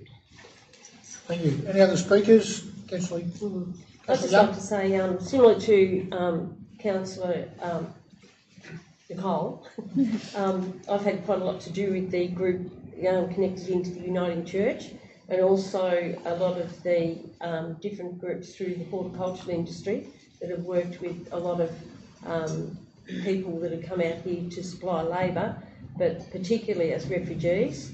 And I'd like to see that they get more support for those groups to keep them going and working very effectively to support everybody that's part of the whole process and to make them work more effectively. So I'm fully in support of the motion with those different 6 initiatives. Thank you, Councillor Young. Councillor Kelly. Yeah, look, I support the motion. I suppose in a way I feel that these recommendations to write all these letters is very good and admirable, but I have my doubts that it will be effective, considering that while we're up in Canberra at those events there, Minister Giles gave an address and took questions, and I actually asked him a question about this issue. So he's been getting told about it through many channels, and I just think if we really want action, these letters will be helpful and very good, but really they're the basis for the start of a campaign that could be a lot stronger and get more, with a campaign you've got to ramp it up and do other things as well. So that's why I was alluding to the refugee working group and what it is and how it works and what can be done, because not everyone can, I would hope that we can ramp things up in the way of dealing with some of these issues which, as other councillors have said, many of them are like our human rights, and most of us have a family history of being migrants. I could ramble on about my migrant ancestors who came here, and it isn't easy, where no matter where you come from, and some people have it particularly hard. And with the things that are going on in the world at the moment, with setting up the PALM scheme, and oftentimes they just haven't got the support. Having people come to Australia but not have access to Medicare, that just leads to big difficulties in the way of people not getting the care they need. So I think the council is difficult because we don't have the money to, fund multiple staff and a one-stop shop centre or anything like that. But we certainly can be a conduit for collaboration and for guiding a very strong campaign, and which is kind of where we're going. And I applaud the officers who have brought this to us. But, we can't rave on about how wonderful our industry and agriculture is, because the backbone of it is these workers, is so many of our industries and agriculture here, whether it's our farms for the harvest season, whether it's pruning, or whether it's our factories like door factories or abattoirs, they all have these migrant workers, and they are, as well as being workers, they're people who have needs, whether it's visas or their families or where they can live and the standards of their living. So it is a big issue, and I'm glad it's here on the agenda, and I'm glad there's some really concrete things being done. But I hope that we can bring it back in the near future also and work more on this and see what more we can do, and if we've got all bases covered. Thank you. Thank you. Do we have any other speakers? No other speakers? No one spoke against motion. I'll put the motion. All in favour? Carried. Okay, from refugees to school crossings. And it's me. Ms Green. Council's been operating a school crossing program for many, many years. Since it was introduced in 1975 by the then state government, who advised they would fund 66% of the costs and council would fund 33%. I'm assuming this program came in to ensure the safety of children and to make sure that they could cross roads, probably primarily in the beginning state government controlled roads, to get to school in a safe way. That cost shift has been occurring since 1975, when in 1993 it became a 50-50 agreement, 50% funded by the state and 50% funded by local government. And as the report says today, it's now, I think it's 64% and 36%. So council now funds 64% of the providing that service to local schools. I think it's 8 actively supervised school crossing across 6 schools. The cost of providing that service has increased significantly, and we in recent years have struggled to get staff to fulfil those positions to carry out that work. It means existing staff get called to do holidays and sick days to ensure the safety of our children. And certainly councils across Victoria have been concerned about the ongoing cost, to the point that both the MAB and the Monash City Council have commenced a advocacy program to try and have the state government either fully fund or more greatly fund the operation of the crossings, with some councils in Victoria actually opting out of providing the service and handing it back to the state. The report goes through 4 different options for council to consider in deciding how to progress this issue of an increasing cost shift to council. And option 1 is council sign up to the Monash City Council and MAB advocacy campaign. Option 2 is council advocates for a fully funded program. Council 3 is for Council to consider whether local government is actually the best placed organisation to continue delivering the school crossing supervision program. And option 4 is to continue to provide the school crossing service under the current funding arrangement. Officers are recommending that we sign up for the MAV advocacy campaign, as well as advocate for as an individual council for a fully funded school crossing program to enable that program to continue to operate for the safety of our children. Questions, councillors? There's no questions, Mr Mayor. I'll move as per We've got a question by the bench. Sorry. Councillor Moore? Sorry, mate. How many children actually walk to school these days without crossing another road? Don't know. I wouldn't have those figures. Certainly if children get dropped off, they usually still crossing a road to get to school. That's my next question. I live near McKillop, quite a few walk past my house. Yeah. They're a secondary school and they're not on the list, are they? No, it's primary schools. How many dropped off near the school and just walked the last 50 metres and then they crossing there? Do we have any data on that? No, we don't have any data. And you see, of child safety, not too many people like their primary school kids walking to school. So I'm getting that. Yeah. Thank you. Do you have a question, Councillor Kelly? No? I thought you had your hand up before, that's all right. Oh, you don't? No. Yeah. Just one question. Obviously, the Monash proposal, just looking for a signatory on the no cost to council? I think there is a cost, and it's divided by different size of councils, so it's a relatively small cost for a rural council to contribute to the advocacy campaign. Well, I actually went on a online forum and I thought there was no cost to council. It was just Well, that was probably some 18 months ago or 12 months ago, so they may have changed. I can certainly find out and report back to council. But it'd only be minimal anyway. It was a small amount. I can't remember. It was a very small amount. All right. Okay. You had a motion there, Councillor King. As per recommendation. Second, Councillor Young. Wish to speak to that, Councillor King? Just briefly, thanks for the comprehensive report. We have discussed some of the issues around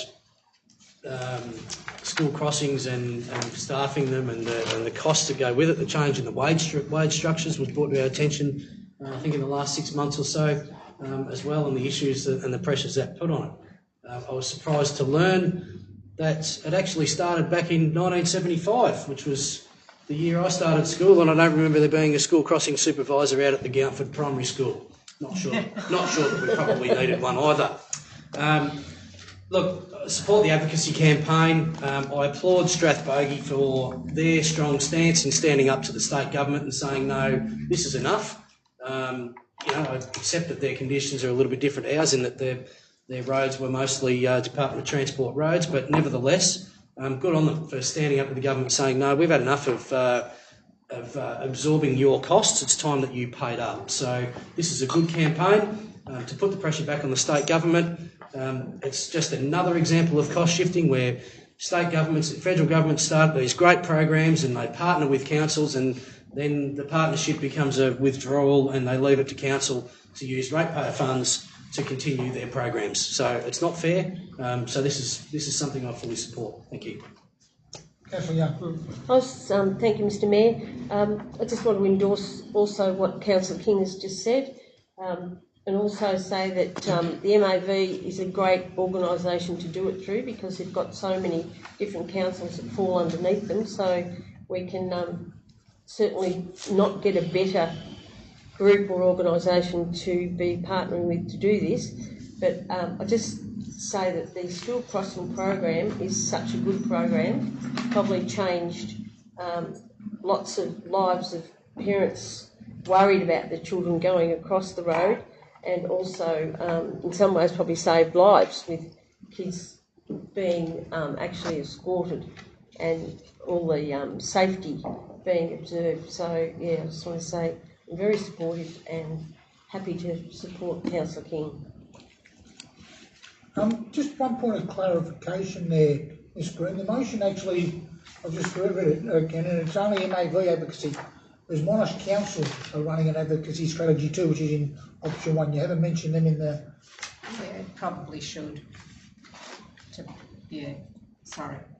Yeah, so sign up for the Monash Council and MAV No, advocacy. very happy to. You happy with that? Yeah. Sign up Apologies, to I thought the two before were the both- MAV, before MAV, sign up to the Monash Council. And It's actually what it says in option 1. It is, just there's transfer down option the one, bottom. but it hasn't, all right, okay. Have the speakers, mover and seconder. Any other speakers? Councillor Kelly. Yeah, I'll speak for. Look, this is a really important issue. As a mother of 3, my kids have all been interacted with by the lollipop lady or man, and probably I ignorantly never knew who funded that service.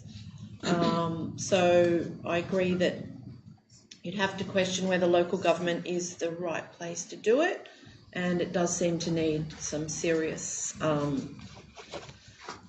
looking at. So this will be good to join in with these organisations. In regards to our active lifestyle kind of aspirations and plans, I think the more children can walk, we would all know that it would be great if kids did walk to school for their activity and get cars off the road in the morning. Swan Hill doesn't really have a problem with peak hour, but we kind of do sometimes as well. Some of our intersections are crazy at school drop-off and pick-up time, so the more kids can walk to school. So in a way it has a ripple effect on that.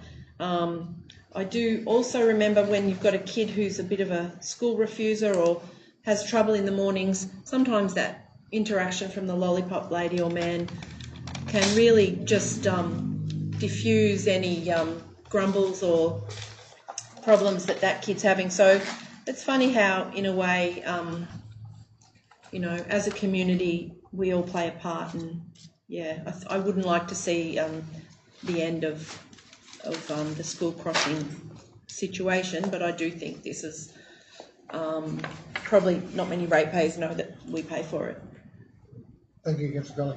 Councillor Jeffrey. Yeah, thank you for the support, the motion and the advocacy campaign that we're going to join, or if this gets up. I've got a son that uses it, and it's a really good. It's nice to know that you can drop the kid off that block or 2 away and know that they can cross that last road, which is usually the busiest road around the school as parents do drop off and pick up, so it's way. And it's usually where probably some of the highest non-compliance with road rules occurs, with parents doing U-turns or other people doing U-turns over double roads where they shouldn't be. So it is important that we have that ability to provide a safe primary crossing for school kids getting to or from school. And it's disappointing to see another service similar to our libraries, where the state government is cutting funding from regional and rural areas so that they can spend it on other projects, usually metro bus. So we can see here with a split of 64% coming out of ratepayers' dollars, that it's looking into almost about 162,000 of ratepayers, where that 20 years ago it was another way. It would cost us 60 grand, and the state would chip in with another 162, just on a simple comparison. So fully support it, and hopefully the state will come to the party to fully fund it. Thank you. Thank you. Any other speakers? Yep. Yeah, I'd just like to make it really clear for the public that we're not advocating that we're advocating that the program continue, and not in any way saying it's not valuable and important. But I'm sure all of our ratepayers can understand that this is a cumbersome. The way it's set up is cumbersome for us to provide. It would seem very much more streamlined if it came from the state government through the schools themselves, and that would be a far more efficient system for providing this very important service. Thank you. Any other speakers? Yeah, Yes, Councillor thank Moore. you, Mr Mayor. Again, of course, it's cost shifting foremost in my mind again over time. I mean, in a rate capping environment, the costs are going up way beyond where we're rate capped. So what that really means is we have to pull money from somewhere else. We diminish another service somewhere, whether it's our roads or something. We actually have to make up the difference. Just as a matter of interest, over the next decade, under the current system, it will cost council 1.6 million. to run this service. That's our expense according to these figures, at 162,000 a year. There's 1.6 million over the next decade to run the school crossings program. That is a significant cost to us. So I think it's we really need to make a lot of noise about this and get a fairer funding system. There's 1.6 million reasons. Thank you. All right. No one speaking against the motion. I'll put the motion. All in favour? Carried. All right. Next report is our Disaster Ready Fund grant. Ms Johnson. Yes, thank you, Mayor. Through you, this is a positive result for Council, having been successful through the Disaster Ready Fund program to receive a grant of $853,960, with Council contributing the same amount for a total of $1,706,581.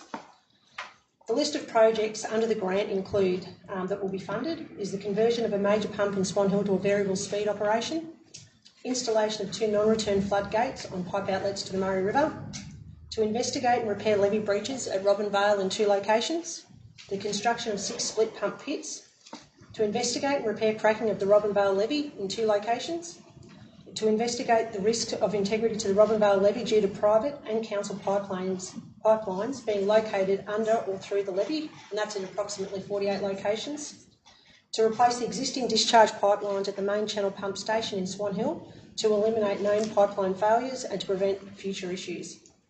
As I mentioned, it's a 50% co-contribution, and it's proposed to fund Council's contribution as follows. Through the Swan Hill Drainage Reserve, approximately $287,474, and through the Robinvale Drainage Reserve, $566,485. And that's basically been worked out on the funded projects and the relevant towns. The relevant staff have been consulted to confirm that the projects are still the highest priority, and certainly the completion of these projects will provide additional protection against future flood events. I put to you, Council, the option that Council accept the grant through the Disaster Ready Fund and contribute the $853,960 utilising the Swan Hill and Robinvale drainage reserves. Thank you. Questions at all, councillors? Councillor McKay. Ms Johnson, just to clarify your explanation of the amounts coming out of the drainage reserves, is that because the costs of those projects are, say, more expensive in the Robinvale area and then so it's proportional to the cost of the project? Through you, Mayor, so each project has been costed individually. Yes. Some of those projects are in Robinvale and some of those are Swan Hill based. Yep. So each project then is obviously costed to each relevant drainage reserve. Great. Now, do forgive me, I'm going to ask another question about one of the specific projects, but Ms Johnson, you haven't been here for a long time, and it's quite understandable if the detail is not to hand. I understand that. The one about installation of 2 non-return floodgates on pipe outlets to the Murray River, is that in Robinvale where there was a problem during the flood of the water coming backwards? Yes. And cost a lot of money for us to divers down prevent, and dangerous. That's great. I just wanted to clarify if that was at Robinvale, and I thought it sounded like it. Thank you, that's all. Any other questions at all, councillors? No questions, I'll ask for a motion. Councillor Jeffrey, moved as per the recommendation. Yes. Thank you. Seconded, Councillor King.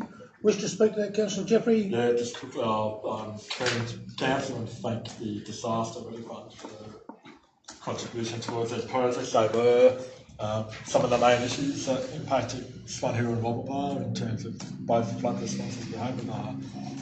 Heavy dealt with the inches of rain we had last year, which was pretty wet, so this will go a long way to, I guess, preventing that from occurring, providing better drainage outcomes for our towns, and hopefully providing a lot of relief for our community knowing that they're better protected, and utilising less emergency resources that were put into pumping water around the city, both Robinvale and Swan Hill, to stop people's residences from flooding. Thank you.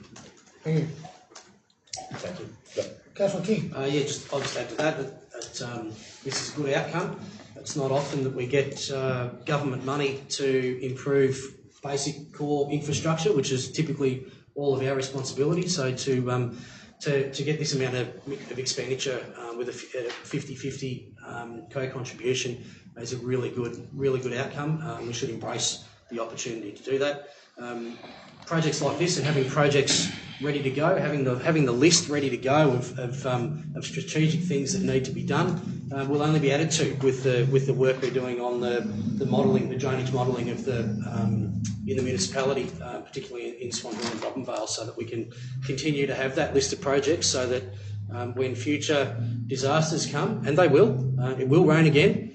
Despite what some of the naysayers will say, that the dams will never fill and all that sort of thing, they're full and it will rain again, it will flood again, and so when the opportunity comes to get government money to repair those things, then we need reserves to do that, and we need projects to do that. So, so the work that we're doing towards strategy, towards the future, will help in the future as well, and this is great to get this done here and now. Thank you. Any other speakers? Yep, Councillor Moore.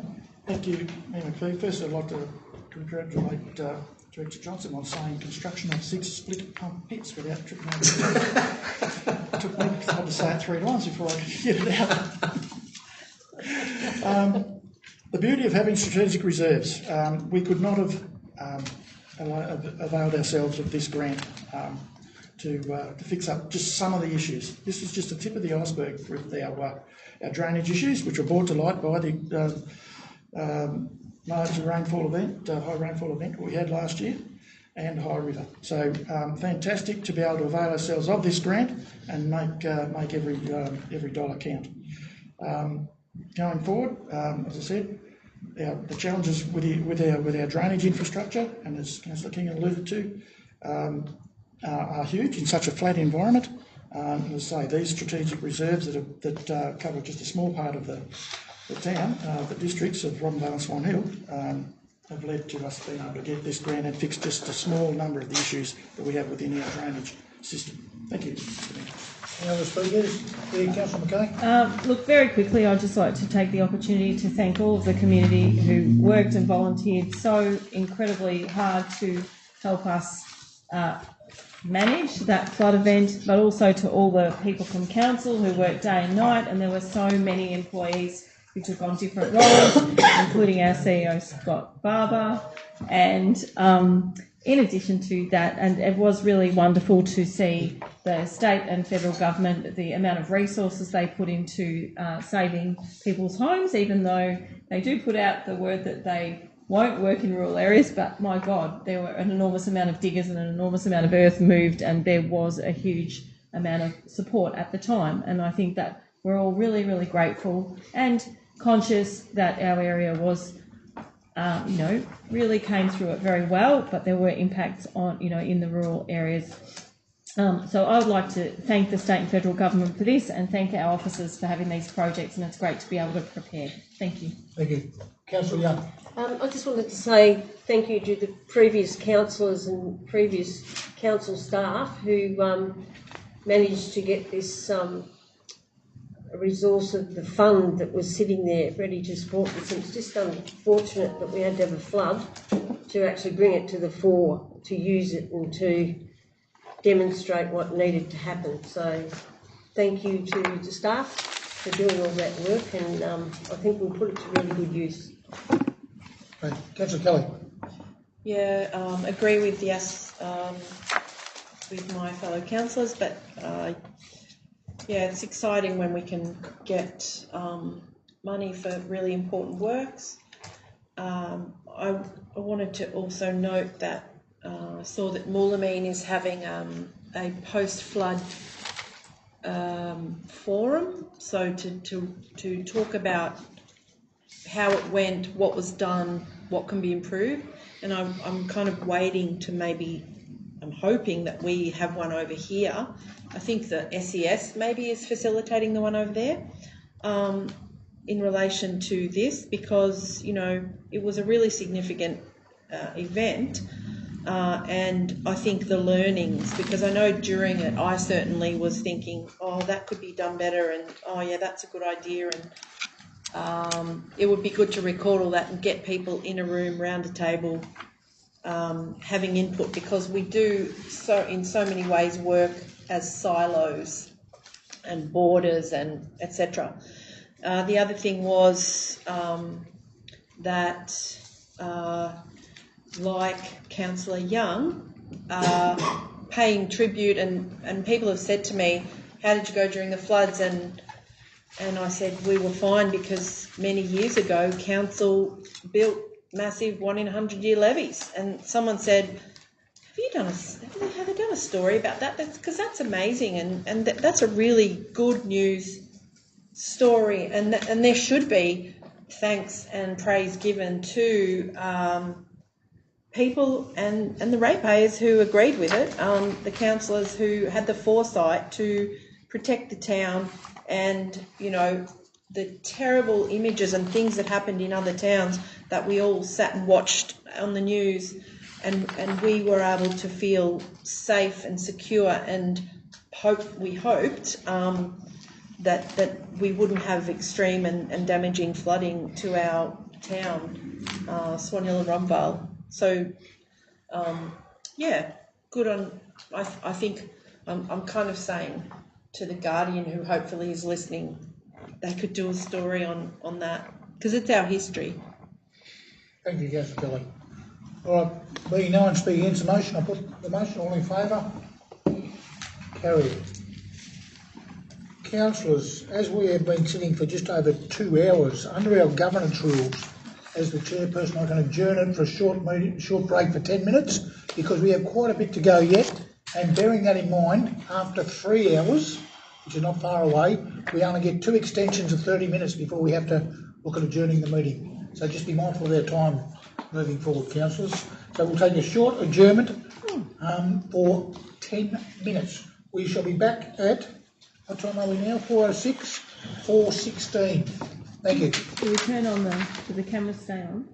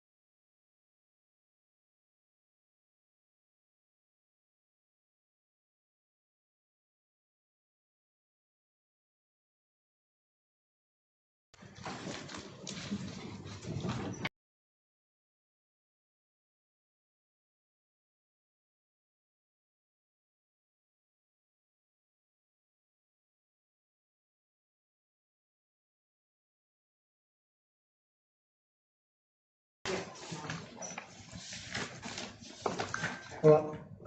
We're back to those training councillors. Thank you to those members of the gallery that are back with us. We shall continue the meeting with our next report, which is the Council Plan Fourth Quarter Progress Report up to June. Mr. Pratap, over to you. Thank you, Mr. Mayor. This report is in accordance with Section 90 of the Local Government Act 2020, and this reports the progress against the Council's 4-year plan that was approved by the Council on 26th of October 2021. I'll take this report as read.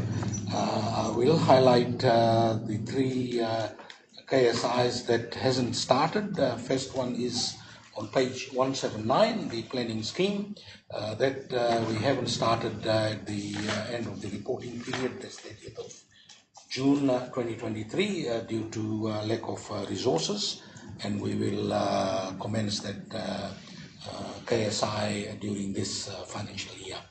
The second one is on page 184 that we haven't commenced. That's the support for the Aboriginal community towards the treaty. And again, we will seek additional funds in this year for us to commence that project. The third one and the last, that's the review of the 2 services, that parks and gardens and library, and the economic development and community development. Again, we were waiting for the appointment of our new internal auditors, which has now been offered the contracts, and we will commence as soon as they come on board. So those are the 3 that we haven't commenced in this financial year. The rest of the progress report is explained in the plan, and the resolution for the recommendation for the council that the council adopts the 4th quarter council plan progress report 2022-23 as presented. Thank you, Mr. Mayor. Happy to take questions. Questions, all councillors. Councillor Kelly. Yeah, I just had a question. We get these quarterly, Yes. and just how is it possible to make any additions or tweaks to these to make it a flexible and responsive document in regards to responding to things that come up locally or globally, and things that maybe change and aren't needed anymore. So what's the process for making changes to this document? This document as it comes out of our council plan, which is start of the year, our 4-year council plan, but it's reviewed every 12 months, and all the actions and the things come out of that council plan. So when the plan is reviewed, which will be later this year, September? Yep, later this year, October, November, when it's reviewed for the last part of that plan, that's the option to see if there's anything we need to change in relation to it. Okay? Any other questions? Yep, Councillor Kelly. Just also, just thinking about council's plan, and I know there is in our annual report it sets out, probably is a place where it sets out how things are structured and how everything interrelates to everything else. But I was looking at the website the other day, and there's a sustainable living strategy 2017 to 27, and I just wondered how that relates to the council plan and the KSI report. Yep. How do they join? How do they relate to each other? Through you, Mr. Mayor, Councillor Kelly, that strategy would have been developed under the previous council plan. Because it's got a lifespan of 10 years, it's still relevant, but it may not necessarily be mentioned in this current council plan. But the actions that are being actioned over the 10 years are still relevant and still carried out. There are a number of plans that may not specifically be mentioned within the current council plan, community plan, but they're still documents. So would things out of that strategy be in here, or because that strategy says that it has actions and review, 4-yearly review, Is that still happening? I'll have to ask the area that it comes under, which would be Heather. Have you got any comments on it? No, I don't. I don't. No. Or maybe take it on notice. Yeah. Thank you. Thank you. Yep, Councillor Young? Thank you, Mr Mayor. 1.134, actively participate in the Central Murray Regional Tourist Transport Forum. It said it was to meet on the 29th of June. Did that happen?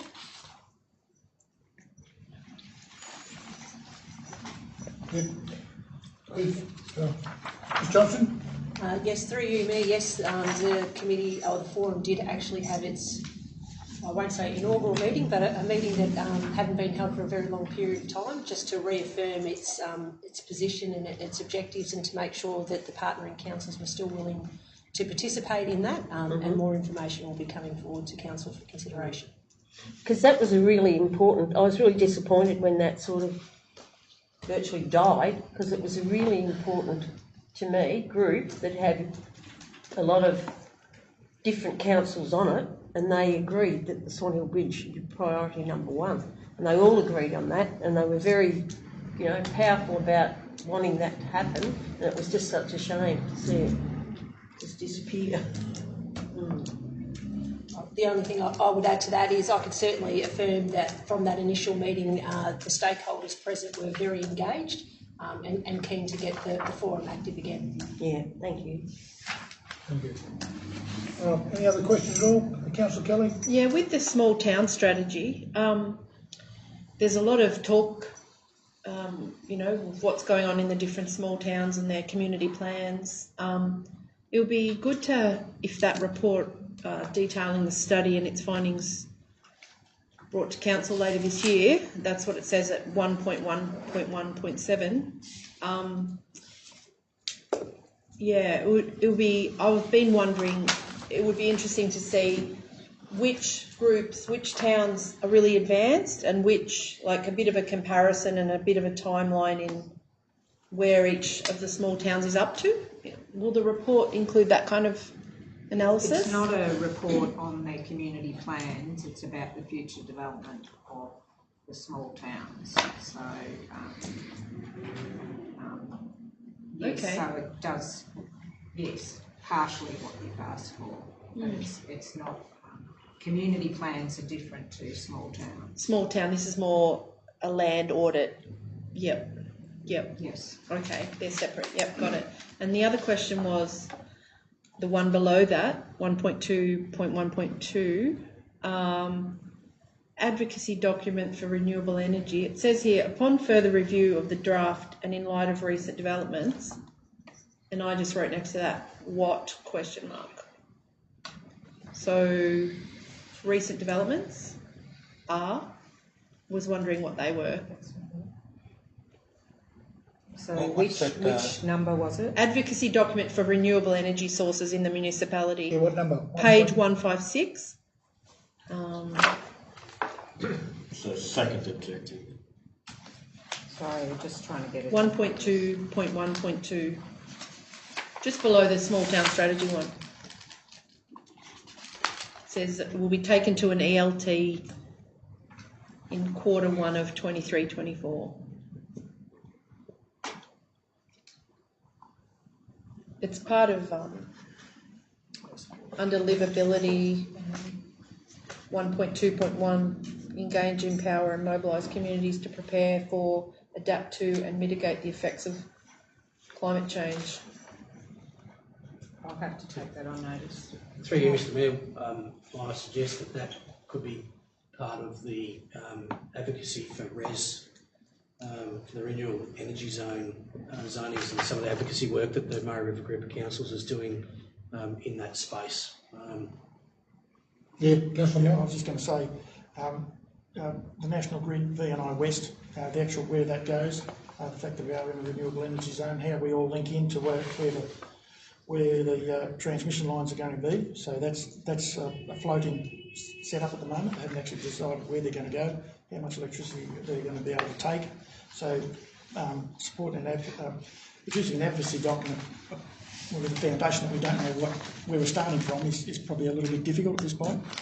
And also where we're going to land, like as renewable energy within the community, where we're going to land with EV, hydrogen, who gets to produce it and where. There are other things that they're all. It's a pretty fluid mix at the moment, and where the federal money's going, what they're going to support, and there's a lot of decisions have to be made before. I presume, I'm only assuming, that the advocacy document could be completed and could easily be out of date within a very short time, even though when we produce it. Yeah. Could I ask, Mayor? Could I ask the CEO, who's doing that work, preparing this document, review of the draft? Who's actually writing it? Which officer? Through the Mayor. We're going to take that on notice, Councillor Kelly, but I have shared an overall advocacy document in the last week before we went on to a VHM, which did have a reference to BNI West in that document. We'll need to be sure that what this actually means, if it's that document or another document. Thank you. Yeah, okay. That would have been just a little few paragraphs within that Correct. Broader advocacy document. Correct. So, okay, I'm just trying to find out what that actually means. Councillor Young, you had a question? Thank you, Mr Mayor. 1.1.3.1, advocate for a new bus route in Swan Hill. This has been a very passionate sort of an issue from the people within the RSL flats in Stradbroke Avenue, and most of the representation has come from older aged people, and it did start in 2018, and yet we don't seem to be getting anywhere at all. I just wondered what we could do to speed that up and try and, because we've had no change in the bus route for many years. Just wondered if we can do something about it and speed it up. No, it's not you, but you won't know. The only comment that I would make there was that work is going to be commencing soon on the integrated transport and land use strategy. And bus routes and bicycle paths and all those things will be considered as part of that piece of work. Mm-hmm. I mean, the last that Department of Transport advised us was that they wouldn't do it. We would have to do the review and pay for it. Yeah. Hopefully we'll get something out of the integrated transport and land use plan. Well, it was low on their list of priorities. Well, if there's no further questions, Councillor, I'll ask for motion. Councillor Jeffrey. As per the recommendation. Seconder. Thank you, Councillor Moore. Speaker, Councillor Jeffrey. Yeah, just briefly, thank you to the staff and the team that put this report together. It is one of the easier council documents to read, so anyone that is wanting to know what council are working on and how they're progressing, this directly feeds out of our council plan with the priorities and what we're doing, in particular with this calendar year. So I encourage them to read it and appreciate the effort and update that goes into it. Thank you.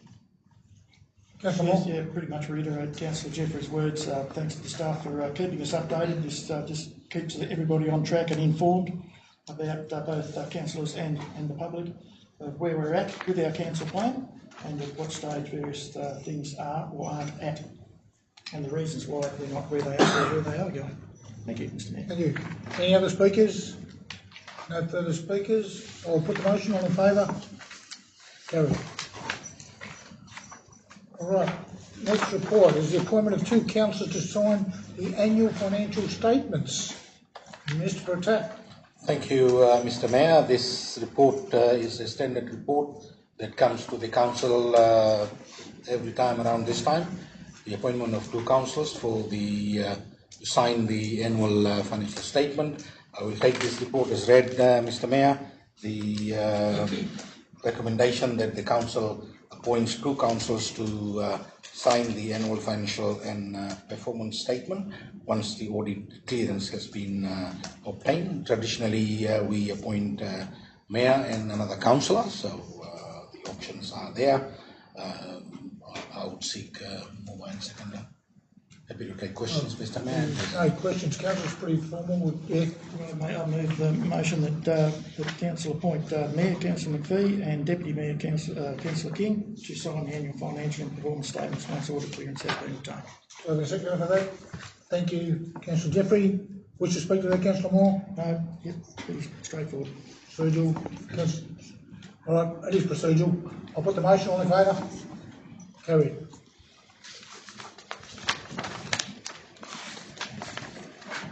All right. Okay, moving along to our Audit and Risk Committee meeting minutes. Mr. Pratap.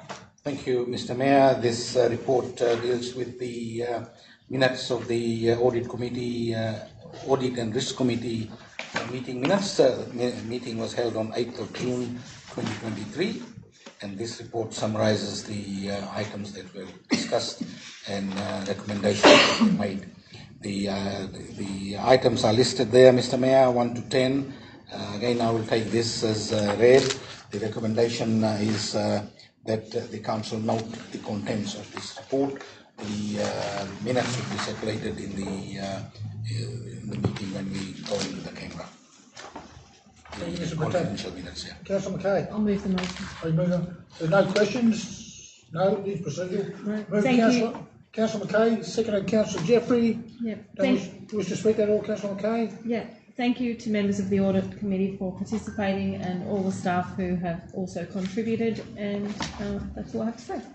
Thank you. Councillor Jeffrey? Do we have any other speakers? No other speakers? I'll put the motion. All in favour?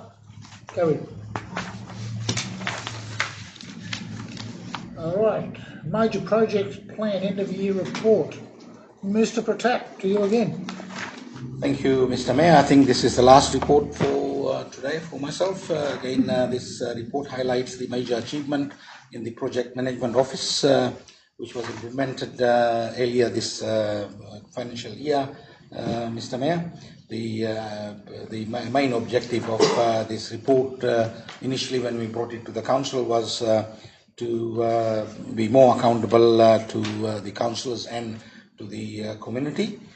We have now implemented various documentation and various approval process and the reporting to the councils and to the community in terms of project management, the project reports and various other progress reports for the project. Again, I will take this as read. There's a list of projects that has been completed in last financial year, Mr. Mayor, and then there's a progress report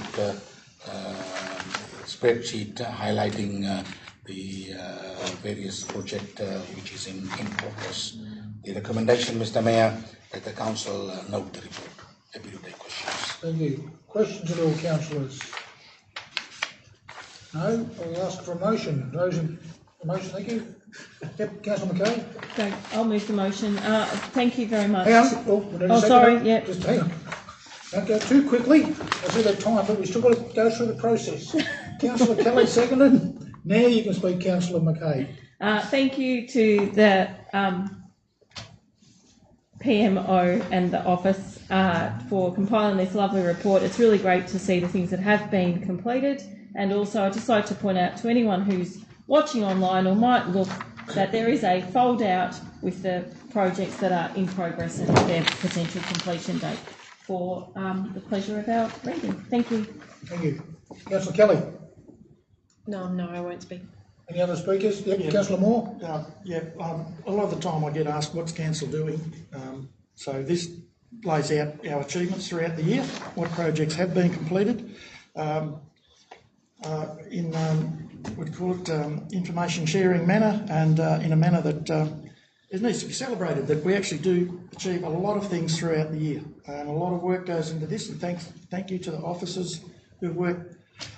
This is what they live for, and this is what we achieve through all of their hard work in the background, that they don't get any recognition for this in everything that goes into this. So thank you to officers to get us to this point of actually saying, wow, this is what we've achieved. And of course, and an addendum here at the back of what's in progress. So fantastic efforts all around. It takes a lot of work just to get grants, to line these things up and to get them achieved over time, and to get over all those hurdles. The general public don't see the hurdles that you need to jump over, or we as a council need to jump over to get a lot of these things up and running. But no, fantastic effort and great to see, and look forward to another one next year. Thank you, Mr. Mayor. Yeah, all right. Councillor Kelly? Yeah, no, just to add that, a lot of these projects have some really incredible community and volunteer groups behind them, whether it's sporting groups or heritage groups.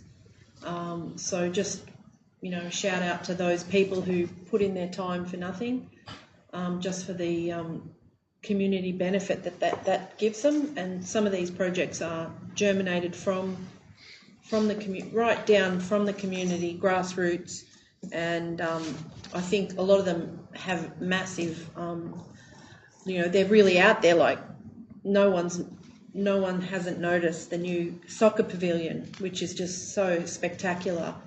And I think the great thing is, of course, it's a credit to all the staff and the council for organising these things, which all mostly happened before I got on here a few months ago.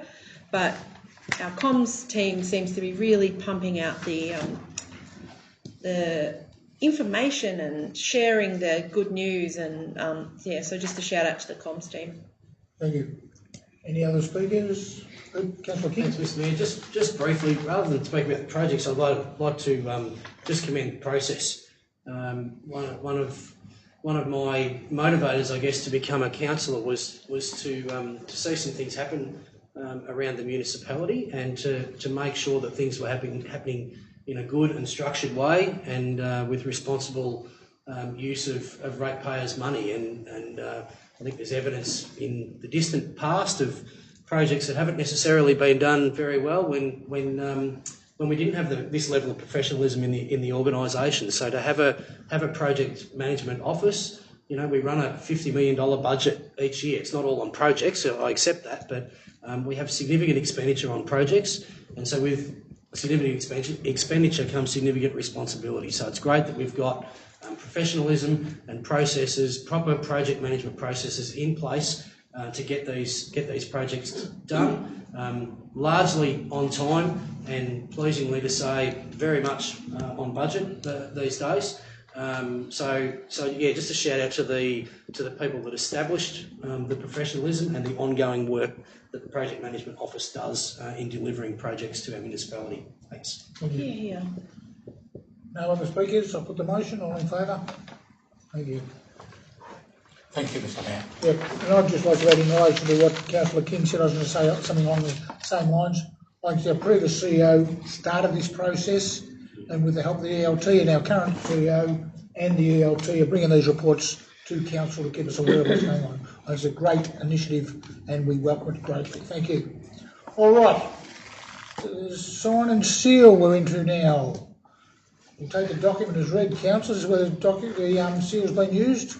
Any questions in relation to it? Councillor Jeffrey? Yeah, Mr. Mayor, perhaps wondering if number 114 around the lease of the Catalina Museum, if there is any update that could be given publicly in terms of that. I know we've had a lot of talk in the community around council not supporting that, but there's more to the backstory than what could be put out to the public. Is there anything that we can update the community on in terms of the re-signing of that lease? Mr. Pratap? I think that relates to you, the lease. Before we go. Not so fast. The lease for the Catalina, the Cafe de Catalina with Rebecca Hart. It's been signed again, the lease between the Catalina and Museum Cafe. Have you got any update in relation to that? Yes, we got the update from Jessica this morning. The lease has been surrendered, and we have got a potential, Rebecca has got a potential buyer, and they are in the process of getting the documents ready for them to sign, and we are hoping that by end of next month we will have that cafe reopened. That's very pleasing news. I did. Thank you. I did pass the email.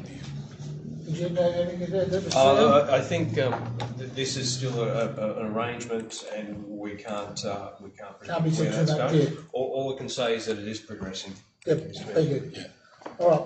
Okay, no further questions in relation to that? No, I'll ask for a motion, councillors. Thank you, Councillor Jeffrey. Second, Councillor Young.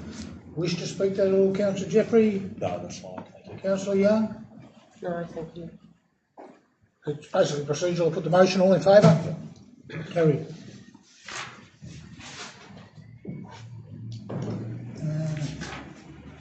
All right, we've got councillor record of attendance and agenda items. Once again, it's just a procedural motion. It's where we have been at assemblies and what was there and what was spoken about. There's no questions. Oh, you've moved the motion. Oh, thank you, Councillor Kelly. Do I have a seconder for that? Yep, Councillor King, thank you. Wish to speak to that all, Councillor Kelly? No. No? All right, it is procedural. I'll put the motion. All in favour? Carried.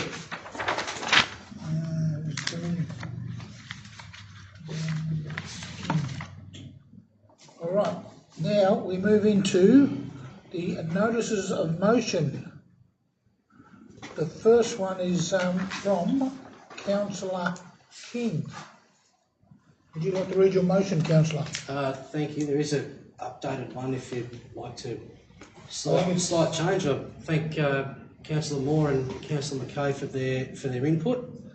So I'm moving that council officers in preparing the budget for financial year 24-25 bring a report to council by October 2023 with options to significantly increase the drainage financial reserves to apply to all land classes except recreational, farm irrigation, non-irrigation and dryland farming. The purpose of the increased reserves is to fund strategic drainage developments which support existing systems and enable residential and industrial commercial land development. Do I have a seconder for that motion? Councillor Moore, second to Councillor Moore.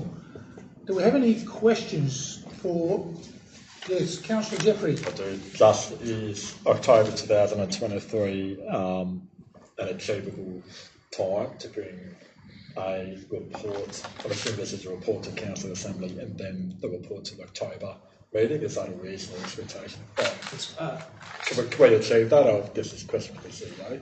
Is that achievable or do we need longer time there?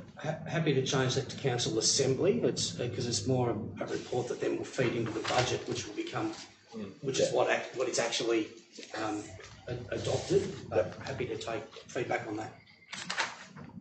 3 years. Yep. Thank you, councillors. I'd prefer to be assembly because it might take a few steps to go through it. We'll get the manager of finance, finance manager involved as well, and make sure we can do what we're talking about there. We understand the intent. Thank you, Councillor King. Yep. But that may take a little bit of debate and discussion to be clear how we can do this.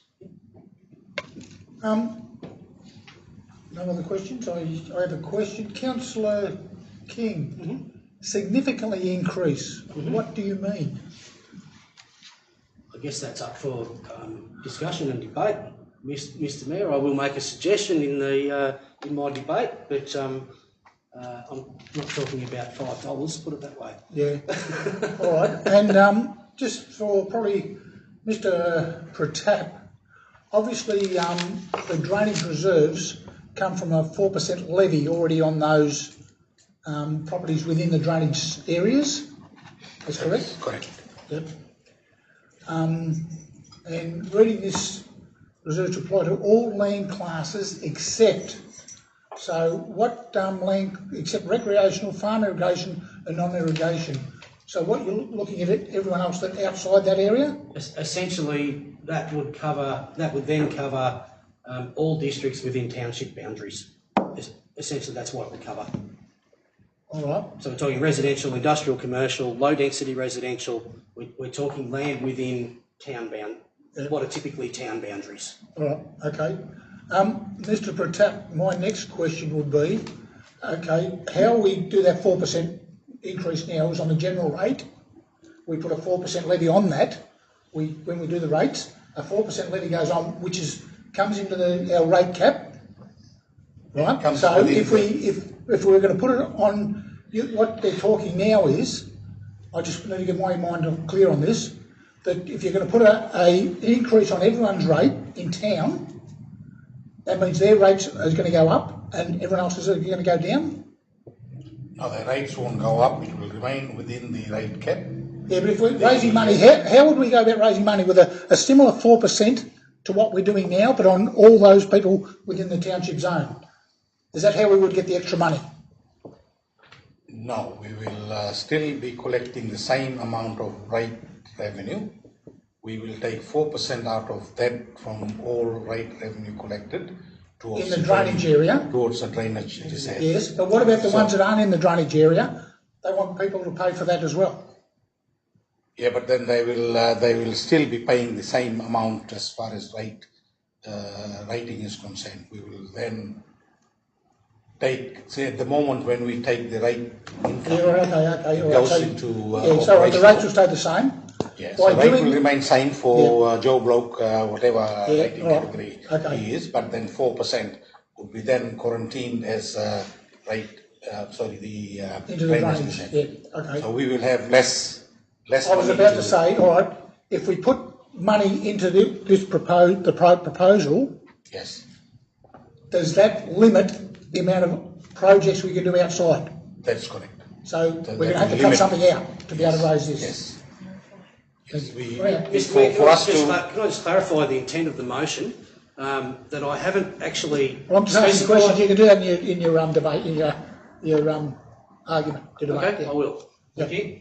All right. Would you say questions at the moment? Yeah. So that's all right. I've got a question.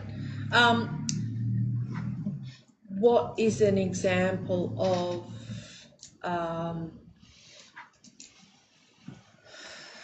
of how this, like if we did gather more money, how this would be used? Strategic drainage developments which support existing systems and enable residential, industrial, commercial land development. So are we talking, I mean, there's probably 10 projects I can think of. Are we going to start putting money into those? Is that the intention? Happy to cover that in the debate. I was about to say, I think from what I've read of the preamble, I think Councillor King will cover that in his argument, yeah. Any other questions, all councillors? Yeah, Mr. Ratat, how much money have we got tied up? What are our assets tied up in drainage? How many dollars do we have tied up in drainage? Our drainage reserve? Yeah. That's about 800, I think it's in the preamble, and I've checked that. Are you talking in the reserve, or are you talking in assets? I'm talking as an asset. As an asset. In our asset management plan, drainage is one of our assets, and we depreciate it every year. So how much have we got tied up, and how much do we depreciate that asset every year? I won't be able to answer that question. I can take it on notice. Do you have any information on that? Well, it's key to this debate, actually. Through you, Mayor, I would suggest that would be the information that would actually inform in terms of the report that would come back if the motion was approved. But certainly we do have all that information. Yeah, thank you. Sorry for that, Councillor. Do you have another question, Councillor Moore? No, that was it. Yeah, there were two. Councillor Kelly, question? Oh, like, do we currently contribute to the drainage works that are being done for, say, developments like that are being done on Everingham Street? Is that called Everingham Street? You're thinking Coronation Avenue? Coronation Avenue? No, it's not council's position. We don't. The developer does the drainage works, and we're owning them after they've completed to a satisfactory standard. So we currently don't contribute to. We don't contribute. Well, I was saying that in the past we have actually, in previous councils, put money towards strategies with the Southwest, which it's a council I've been on. I don't think the screen was around at the time. I'm not sure, but I know we did many years ago put money to try and work out how they could best drain that, just the study of it, not actually building the infrastructure, but the study in the southwest. Yeah. And that was questionable at the time. Not all it was voted went up, but not all councils voted for that at the time. The money never got used anyway. The money got spent on that, on design, not on strategy, how they go about it, not the actual infrastructure. Yeah. Okay. All right. If there's no other questions, over to you, Councillor King. Thank you. Historically, as the Mayor's pointed out, 4% drainage levy has been charged over and above ordinary rates for the urban drainage districts of Swan Hill and Robinvale to fund the renewal and upgrade of stormwater systems within these districts. The current rate capping environment, this 4% is no longer an additional charge, but rather is effectively the quarantining of 4% of the rate's income from these districts into the drainage reserves. Whilst it is a positive step to be reserving funds for drainage projects, the amount of these reserves is highly inadequate to fund the drainage projects required in our municipality. In late 2022, we again experienced the inadequacies of our current drainage systems, let alone new drainage systems which will support the future development and growth of our towns. Following the passing of the previous Disaster Ready Fund motion, the Swan Hill Drainage Reserve has now reduced to approximately $500,000 and the Robinvale Drainage Reserve is now negligible. Pardon the pun, but we have significantly drained our reserves. However, these reserves are inadequate to fund. It's great that we match those funds from the Commonwealth to upgrade our stormwater systems to alleviate some problems.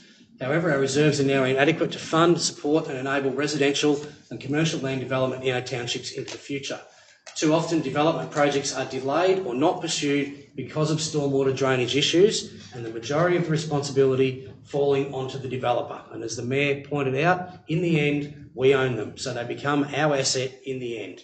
We finish up with poor outcomes, including retention basins, rather than well-planned integrated systems. We look at residential subdivisions in the southwest precinct, for example. Drainage systems effectively designed in isolation of each other and with no council contribution towards upgrading of the core network. It's short-sighted, it delays the progress of these developments at a time when supposedly we want more houses to be built to alleviate a housing shortage. In the industrial sector, the same issues exist.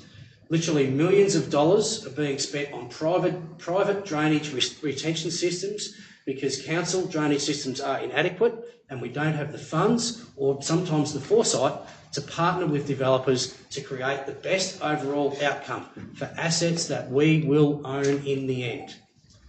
We need a large reserve. We need a war chest to be able to strategically fund drainage projects which solve existing problems and enables land development into the future. We've invested about $250,000 in the current financial year to have our current and future stormwater requirements accurately modelled to enable the best planning to be undertaken.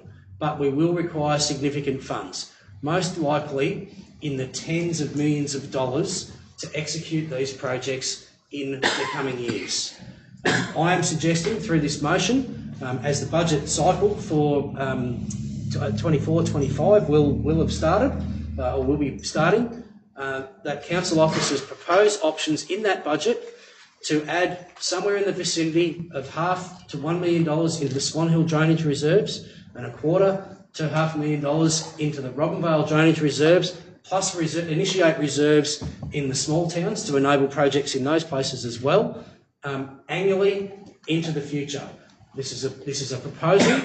How it's done, how it's structured is up to officers to come up with an idea, a plan. The 4% can be changed. I know when we went through the budget process, there's ways and means to change those things. So I'm asking that officers come back and with proposals to build us a war chest for drainage projects into the future. This is not an extra charge, but a strategic reserve that enables upgrades and development. Thank you. Thank you, Councillor King. I'll just ask a question of in relation to what you've just said there, Councillor King. With the fund we have at the moment, how long did it take for the Robinvale extent, basically, getting 4% of them to get to that figure? Can you tell me? The drainage scheme at the moment. No, I would not be able to tell you. You're saying, asking me how long it has taken us to accumulate that 600,000. So you've got 600,000 you're taking out of the Robinvale reserve round figures.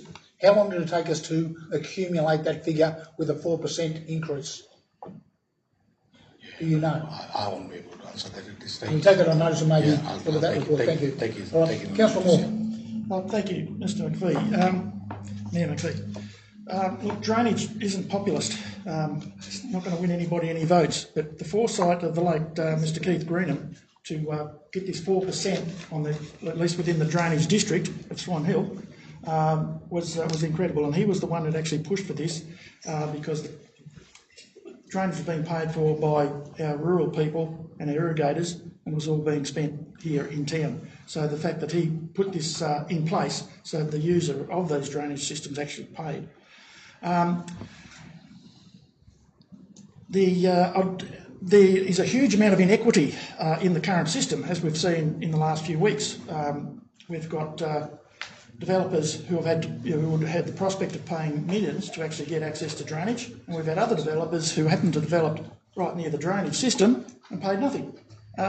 It's a totally inequitable system. So this helps to address that inequity by everyone else throughout the whole the town boundaries, all of the town boundaries, actually contributed to drainage.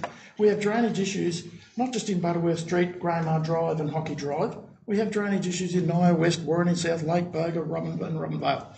And the public or the residents expect us to pay and fix those previous sort of mistakes that were actually allowed through the planning scheme, but as we've seen, totally inadequate during extreme rainfall events.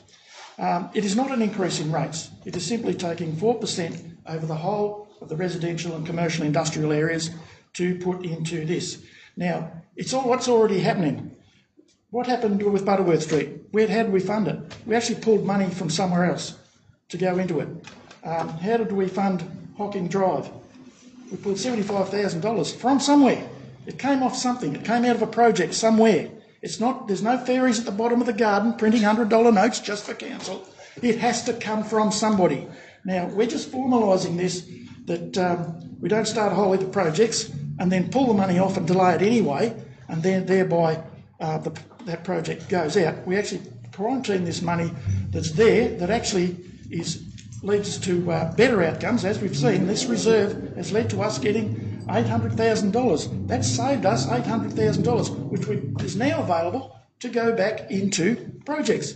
So I think it's very short-sighted of any councillors to assume that this is going to mean a reduction in projects. The fact that we have seed money there to actually put into future development or actually form public-private partnerships, as we've seen earlier today, the commercial sector on the Murray Valley Highway, zone commercial, no provision for drainage. There will be a whole heap of private drainage schemes up there eventually, which will have to be converted to a formalised drainage system.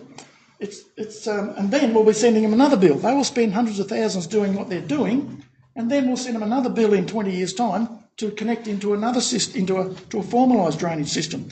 That is, what we've got there now is a temporary. It's a stopgap. So this whatever it is levy we decide on, whether it's 4%, 5%, 6% or 7%, I've got the figures roughly here of what that works out. So it'll be between 5 and 6%. We need some, as we go through with all this process, we need to know what our depreciation on our current drainage system is. Are we actually putting money aside to actually replace and build back better when need be? And it's pretty obvious that we haven't, to me.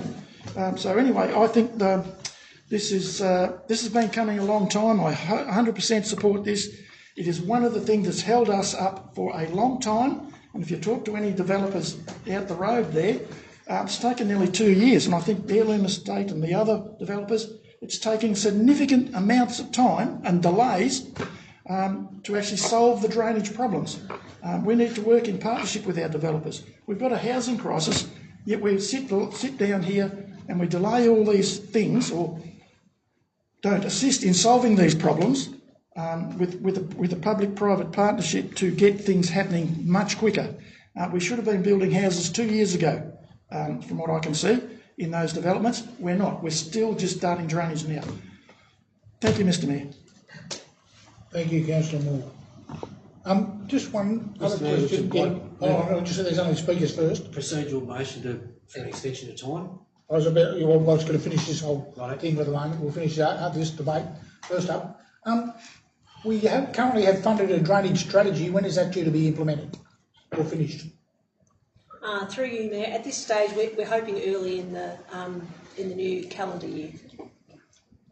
And will that give us an idea of what we need to spend? Hopefully.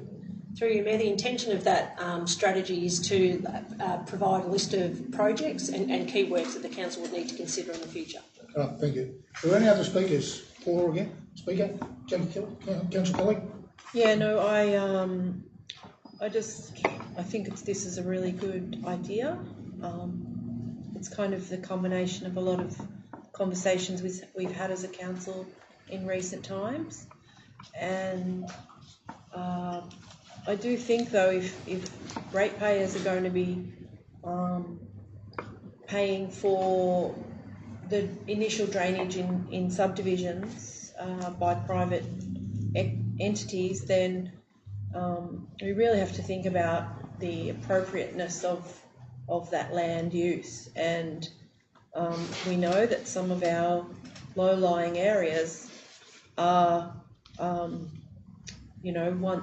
once were part of floodplainy kind of land, clay and black box trees. So we really have to think about one place that didn't have any flooding was Tower Hill, and we've got to think of why that was not an area that had flooding. So I just wanted to say that alongside supporting this motion. There are areas that probably shouldn't be developed for housing. Thank you. Councillor Jeffrey. Yeah, thank you. Yeah, I support the motion, and the way I see it is what Councillor King has moved, and what Councillor Hughes has supported is to look at options to increase the reserves, not increase rates, or not find another way to get more money out of ratepayers. It is simply, if we are going to, through the weighted strategy, if we are going to increase the reserves, how can we do it? And that we've done it in the past, we've done it for landfill, we've done it for superannuation payments in the past. So at the end of the day, the options have come. If we want to, we need to increase our reserves to X, Y, Z. What projects will or can we push back in our 10-year major project plan in order to facilitate it? So I think it's worth look at the options and line that up with starting underway for reserves, for drainage in general, and consider those in our preparation for the 2024-25 budget. Thank you. Any other speakers? Yep, I'll just Councillor say McKay. thanks for this great motion. Is that it? That's it. All right. Being no speakers against the motion, I'll put the motion. All in favour? Carried. All right. Bearing in mind, Council, we have now passed the 3-hour time limit, which is the length of our meetings. We can't progress past that unless a majority of councillors present elect to go for a 30-minute period. 30 minutes, we can do 2 30-minute periods, 30 minutes at a time. So I'm just asking for a vote as to who's going to, we don't need a motion, it's just a show of hands. Do we go for an extra 30 minutes? Yeah, Can I ask a question? Yeah. Could we add it onto our unplanned council meeting that we're having on Tuesday, next Tuesday? Well, we've got the option to go for 2 lots. 2 lots of 30 minutes. We can adjourn it. No, we can go for 30 minutes. Can we add it to next Tuesday's meeting? I'm just conscious that one of the councillors has. Well, if one of the councillors has to leave, that's okay. Irrespective. So, everyone happy to go for another 30 minutes? Put your hand up, please. Yep. All right. And I understand you may have another appointment, Councillor Jeffrey. I believe 20 past at the latest. All right. Okay. So the next one is Takasuka Bank. Would you like to read your motion, Councillor Kelly? Yes, I've changed it from what was in the agenda.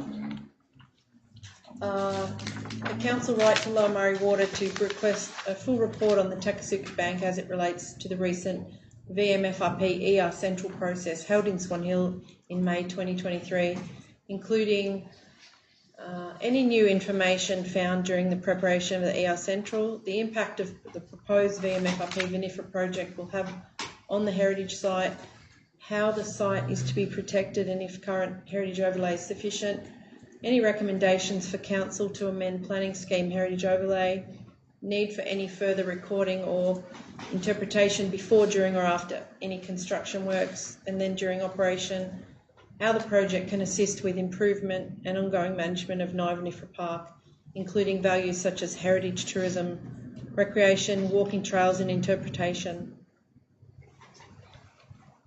That's it. Okay. Do I have a second for that motion? Councillor McKay, thank you. Any questions of Councillor Kelly in relation to that? Yes. Can I just have clarification on the acronyms, please? Yeah, I'm sorry. Lower Murray Water. Central, no, no, Lower Murray Water, sorry. Yeah. Lower Murray ER Floodplain. Central and VFMRP. Yeah, FR. Victorian Floodplain Management Recovery Project. Victorian Murray Floodplain Restoration Project. Yeah, that's ER Central. ER Central is the there's 9 projects in part of the VMFRP, and they split it into 4 groups. ER Central is the environment report, which is 4 of the projects only needed an environment report, which is a lower standard than an EEF, the environmental effects statement. So Nye, Vinifera and Burra were put together and called ER Central, and then there's the other groups are all called a different name. So our group is ER Central, it's Nye, Vinifera and Burra, and is that about it? Yeah, so it's a Lower Murray Water project. It's actually part of the Murray-Darling Basin Plan. It's part of the Sustainable Diversion Limit. Adjustment mechanism. Thank you. Yeah. All right. Do you understand? Any other questions? None from me. I'd like to move an amendment to actually simplify this right down, if I could, Mr Mayor. Well, And that is that Swan Hill Rural City Council write to Harriet Shing, Minister for Water, Lower Murray Water, Mallee Catchment Management Authority, Parks Victoria, the Murray-Darling Basin Authority, and Peter Walsh, the member for Murray Plains, asking that due recognition and protection be given to the historic and heritage overlay Takasuka Bank, located within the project area of the Nye, Vinifera, Burra Creek, Victoria, Murray floodplain restoration projects.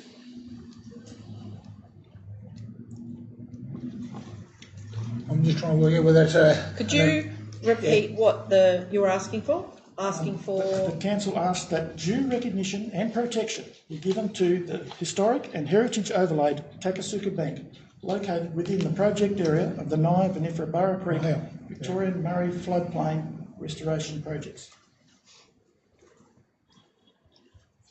I think we've missed most of Have that. you got it in That's there? almost totally different. Yeah, look, I think it's Too far. look, yeah. Too far.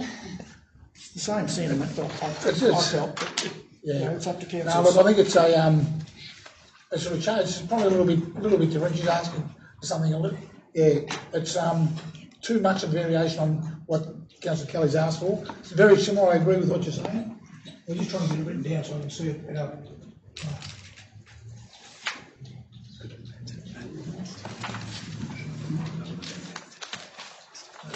Just another question. Yep. Mr. Mayor. What would council do with this report? Like, what's the purpose of getting this report? Well, I'll answer. We, as we look after the planning scheme, so it's important that the planning scheme, the provisions under that are that we look after heritage places. Council's statutory responsibility is to protect heritage places. And so under the Planning and Environment Act 1987, we have to make sure that that's why we pay money to do heritage studies. The fact is that this very well-funded project did a study of this site because it's within their boundary of the project. So they paid heritage people to do this study. So what I'm saying is that it would be great if we could have that information be given to us and also just have it explained. What are they going to do? How's it going to be protected? What damage are they going to do? Just to clarify, if the study's been done, have you already got the report? It's here. You've already got the report, so what's the purpose of the motion if you've already got the report? Well, it's a massive, it's information that's within a report this big, and so it's too convoluted. So what I'm asking for is that it's basically formalising communication with us between Lower Murray Water on this site to say, well, it says it there. What is the new information? Could we have it? Could we add it to the file of the project, to the site, so it can add to our information on that heritage site? And as part of their study, they've discovered that our heritage overlay on the site is like that big, but the site's that big. So they've discovered that our heritage overlay is inadequate. So if we can get that information, then we can, it seems logical that we then update our overlay to make it protect the whole site. So, this is a historical site. We don't do that many heritage studies. So we have the Alum Lovell study from 2001, but we just happen to have access to this new information, and that means that we can better protect a heritage site. So I'm just trying to formalise that sharing of information, and that we be informed so that we can do the right thing by the role we have in the heritage protection and under our planning scheme. And the community does expect us to properly look after it, and to make sure that during construction and then operation of the project, that we understand what's being done, and there's the interaction between negotiations of how it's done, rather than just go do whatever you like. Because this project, there's a planning scheme amendment, so we don't actually have any powers. Sorry, Mr. Mayor, into the debate. I'll just ask, but if you'll accept the amendment, I will second the amendment. If I'm just trying to read the amendment now. Are you asking the mayor if he'll accept it? Because he's I'm the asking one. I'm asking the mayor if he'll accept Well, the amendment. I've got to accept I've got to accept the amendment initially, but I'm just saying whether it changes it too much. That's a concern I have.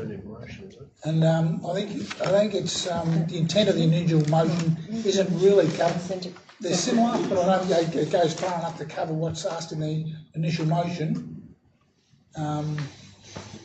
If it was added as a seventh point. Sorry? If it was added as a seventh point instead of 1.0. No, but I think Councillor Moore was trying to take away the other 6 points. Not necessarily. Not as a seven? Not necessarily, Mr. Mayor. I was more trying to get it more, like just Brighton Lower Murray Water is just one of the stakeholders. There are a lot of stakeholders in this. Yep. And really. But Lower Murray Water is the proponent. Yeah, true. But so would you're looking at that as a taking in replace or as a seventh point? I'd be happy with the writing just not to Lower Murray Water amongst all these others. Like, I think we need to be a bit more broader in what Councillor Kelly's asking. I think we need to.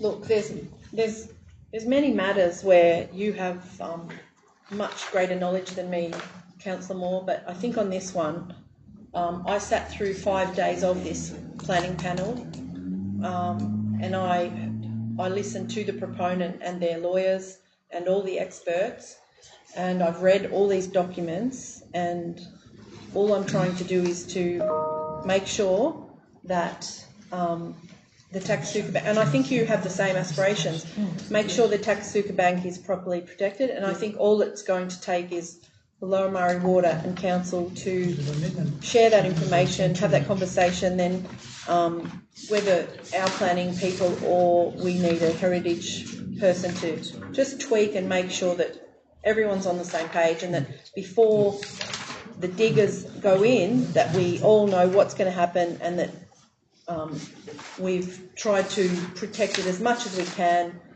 and that our records are updated. We get the benefit of the. I don't know how much it would have cost for them to do this study, but it would have cost a lot. It was done by the Jacobs Group and GHD.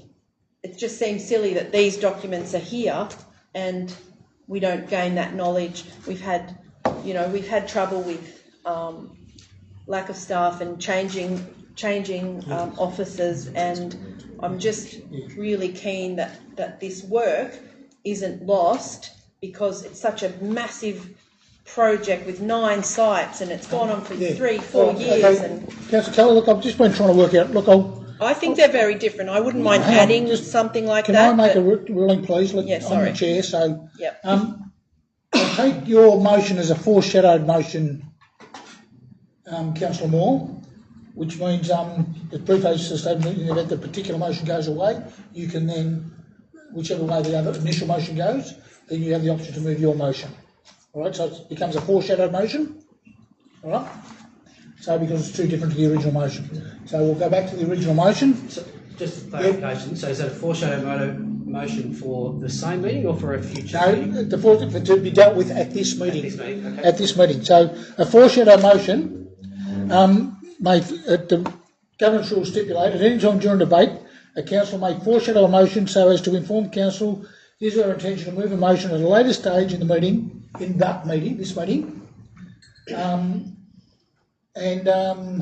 A motion foreshadow may be prefaced with a statement that in the event of a particular motion before the meeting being resolved in a certain way, the council intends to move an alternative or additional motion. And that's where I'm taking it as being that. Okay. All right? Thank you. So, all right. Okay, so look, we're back to the original motion, which Councillor Kelly's put up. We have it seconded by Councillor McKay. You can continue speaking to your initial motion, Councillor Kelly. Yeah, thank you. Look, I don't want to be laborious and go on and on because there is a lot of information here, but the crux of it is that this project has done a big bit of information on information that we would not have in our records, or using all the current technology and mapping and research. It's incredible, and so I think the simplest thing is if council writes to Lower Murray Water, who are the proponents, who have engaged the contractors. Now, these contractors are still engaged, so I would say that when we write this letter to Lower Murray Water, they'll say to the consultants, can you just do this? And the consultants who have written these documents will go bang, bang, bang, and they'll share it with us, and it'll be quite, I think it'll be quite simple, and it's probably what in a perfect world would have happened anyway, but it's not a perfect world. So as I've said here, Allen Lovell 2001 study has listed as a grade B site, which is significant. I'm sure you've all read it, so I'm not going to go read everything I've written here. So council is a stakeholder in the VMFRP, but to my understanding, of all the 30 meetings that were held over, say, 3 years, I'm not sure if we had officers at all of them.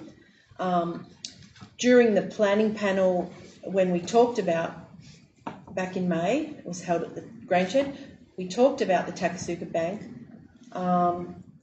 What the consultant said was that they think that we should make our heritage overlay cover the whole of the Takasuka Bank.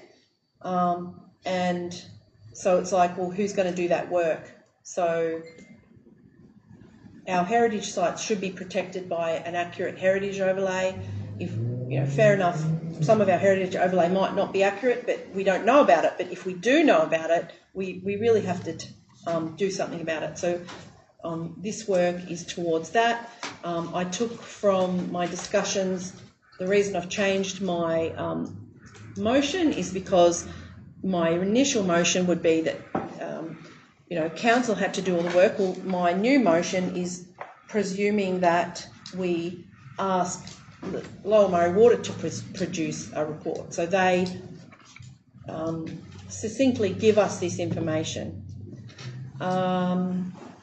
So it would recommend any further work, like recording or interpretation, because they have acknowledged they are going to destroy some of it. So it's important that when you do destroy heritage, which sometimes needs to happen, like we may be doing with the bridge, that we record first and we document. So half a minute, Councillor Kelly. Pardon? Half a minute to go. Yeah. So yeah, this will just give us the ability to know the situation, where we're at. There were some interagency technical reference group meetings, but I just can't figure out if we attended any of them over the 3 years. There were 30 of them. So there was community engagement. I don't think people realised that the project was going to impact this thing. I didn't realise it until I was sitting in in that planning panel, I didn't realise that they were going to impact on this historical place that, is really important to our history. I don't think I have to go on about it, but most people would have heard the Takasuka Bank. It's a really important part of the rice industry's history. It's part of our migration history and agriculture. Councillor Kelly. And I hope everyone can understand the gist of what I'm trying to do here. Thank you.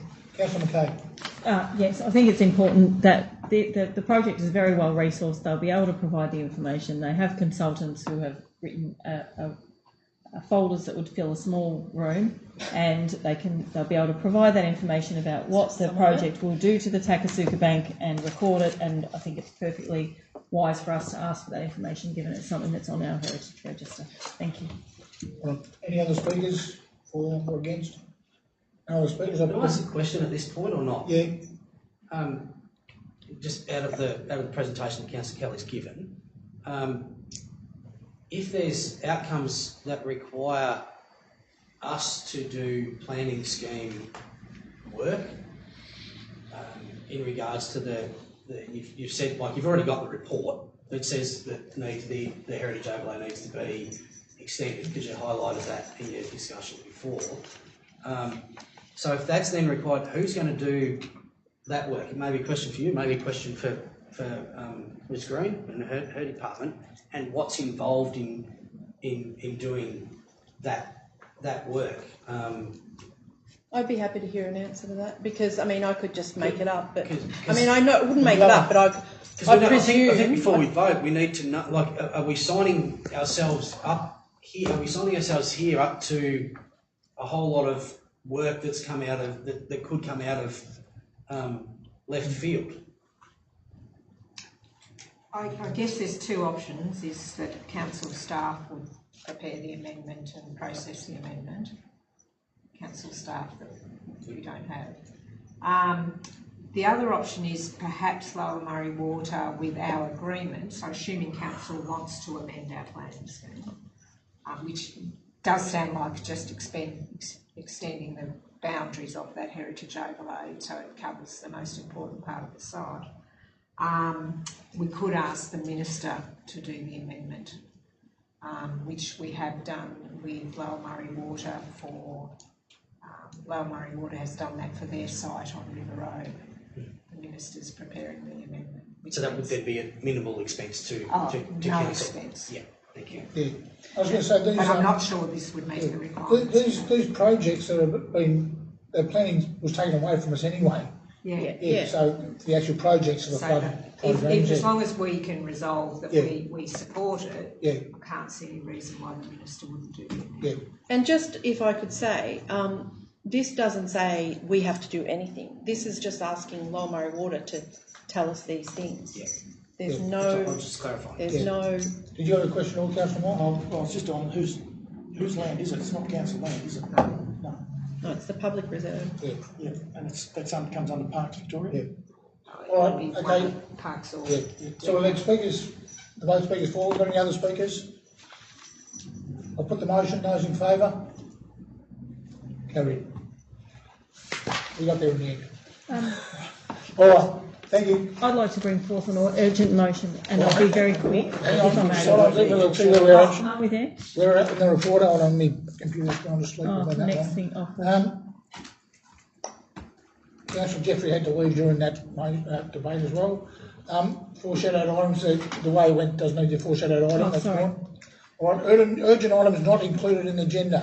What have we got? Councillor McKay, you have an urgent item on the agenda? Yes, it follows on from the service station passing through. So I would like to suggest that we request a report to be provided to council about citing signage on Campbell Street and Deadhorse Lane to advise B-double drivers that it is not legal to use Werrell Street, and if it is possible to add further signage to the unofficial heavy vehicle bypass route on the Murray Valley Highway, which is signage on Deadhorse Lane, that intersection. We have got signage up near Werrell Street.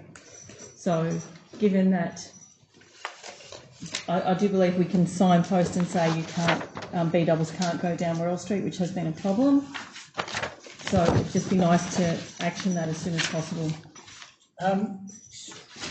Not an urgent item. I'm just wondering whether it's an urgent item, That's fair enough. I was thinking that too. So, yeah, look, I don't think It's more of a foreshadowed item.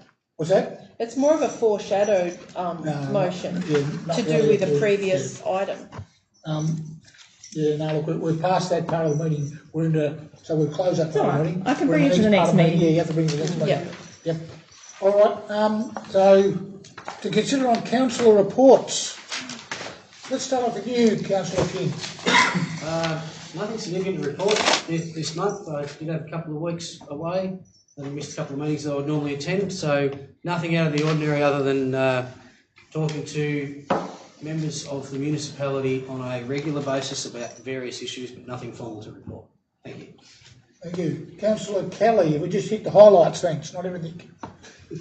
Yeah, look, I do seem a little bit verbose at times, and one would think that.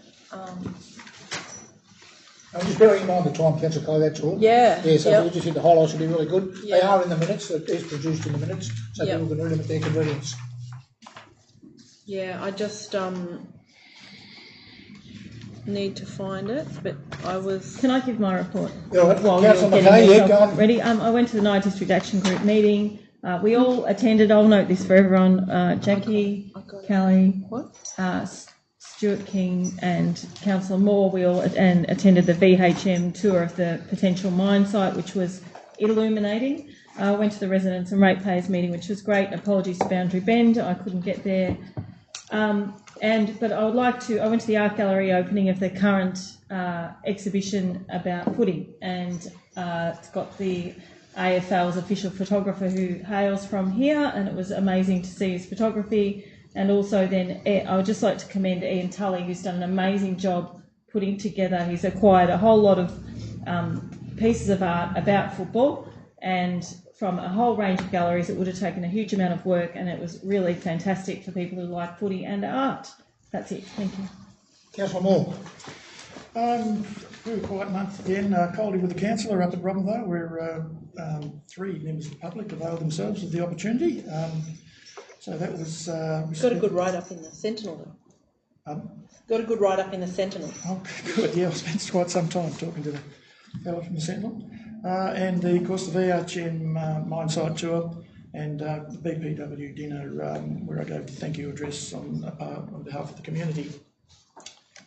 Thank you, Mr Mayor. Councillor Young.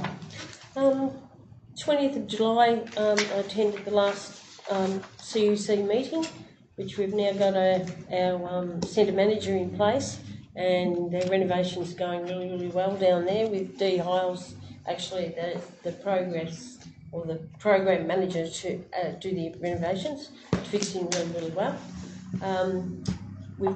I went to the Tourism and Cultural Hub meeting on the 26th of July, and then I went to the art gallery to the footy display, photo display, which also had 3 other displays on with it, with some was youth photos about sport and footy, and it was really interesting. They did a sit at the table thing between Josh Jenkins and the photographer, who, as Nicole said, was a local person, and that went down really, really well. Then I went to the Nye District Action Group meeting on the 7th of August, but also did the tour of the Nye area. Thank you. Councillor Kelly. Well, there's a lot of overlap, so I will be brief. I went to the Pental Island Project community consultation session that was held at the tourism centre down in White Street. That was good. There were a few people who came in, and it was great to see our staff explaining the project and hearing the positive feedback from people in the community about it. I went to the Pony Settlement Tourism Hub info session and the Art Gallery redevelopment info session, and same there, just a lot of really positive feedback about that, which is then being translated out to the with the comms team, so that's good. I met with the Uniting Church Issues group, and I did the MAV Everyone Needs a Home workshop, and one of the things that came out of that was an issue called, it was about housing, of course, and getting the latest stuff on provision of housing. And one thing was about greyfield, the word greyfield, which I'll bring that to a council meeting, assembly, and talk about that. I went to the Writing for the Disabled AGM and chaired that on the 1st of August. And I went to, I did a MAV Good Governance workshop on Zoom, which with the Sandon report was very interesting, and I'll bring a report back to council on that as well.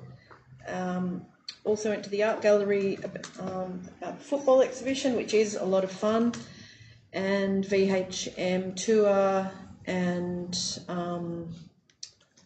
the VMFRP ER Central had to shift borough out of it, so the borough planning panel is on now. So the first one was the other day, so I sat in on that just because it is very interesting to hear about what they're doing and the incredible detail they're doing with these projects. So if anyone else wants to listen to it, it's all on Engage Victoria's website. You can access it and listen to the what the research they've come up with and the project detail. So I think that's about it. So yeah, I was a little bit sick and couldn't get to Robinvale for the coffee with a councillor, so that was unfortunate, but you can't help getting sick. All right, just highlight a couple of things, the rest will be in the minutes. Had a meeting with Tennis Australia, Tennis Victoria, the Tennis Club of Swan Hill. A report will be coming to an assembly in the near future in relation to the possibility of future events in our facility up there. It's really exciting. Obviously the consultation process or the information days for the two buildings, the art gallery and the cultural and community hub, the cultural hub and entrance to Pioneer Settlement, has been well received by the community, which is pleasing to see. And I did a trip up to Robinvale with the CEO. We met a couple of locals, which was very pleasing, and we will be doing that again in the near future. And it's good to touch base with those people to make sure they're feeling the love from the councillors. So that being said, councillors, what we need now, we've used up our 30 minutes, we've got another 30 minutes to use. We need to vote. Everyone's happy to stay for another 30 minutes. We have one item left in camera, but we need to see if we're extending it for 30 minutes. I'm going to have to go. You'd rather, well, who's yes for voting it for 30 minutes? For another 30 minutes? Right, the majority say, so we're going for 30 minutes. Is this a new thing to have to do the 30 minutes? No, after 3 hours, we've never been 3 hours before. Went for hours and hours. Yeah. Anyway, all right, that being said, we've got one more item, which is an in-camera item. So can I ask someone, yep, move to go into camera, Councillor Moore, seconded Councillor King. We'll just stay seated for a while while we get rid of the, all in favour of going to the camera? Yep, carried, until we get that.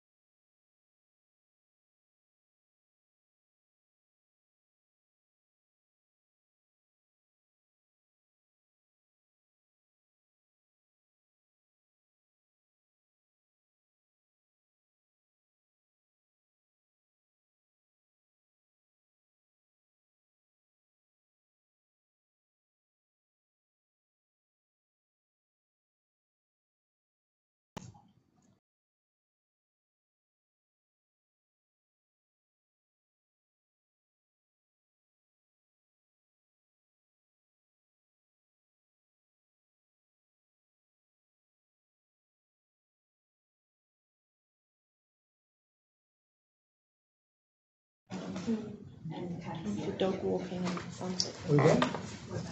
We're back? All right, we're back to close the meeting. It's been an exceptionally long one, councillors. Thank you for your perseverance. Thank you, officers. Close the meeting at, this is a record, 6:45 or 46. 5:45. 5:45, sorry. Come on, It feels like 6:45. that, sorry. Feels like 5:40. We might have to open the bar if it was 6:45. All right, we finished?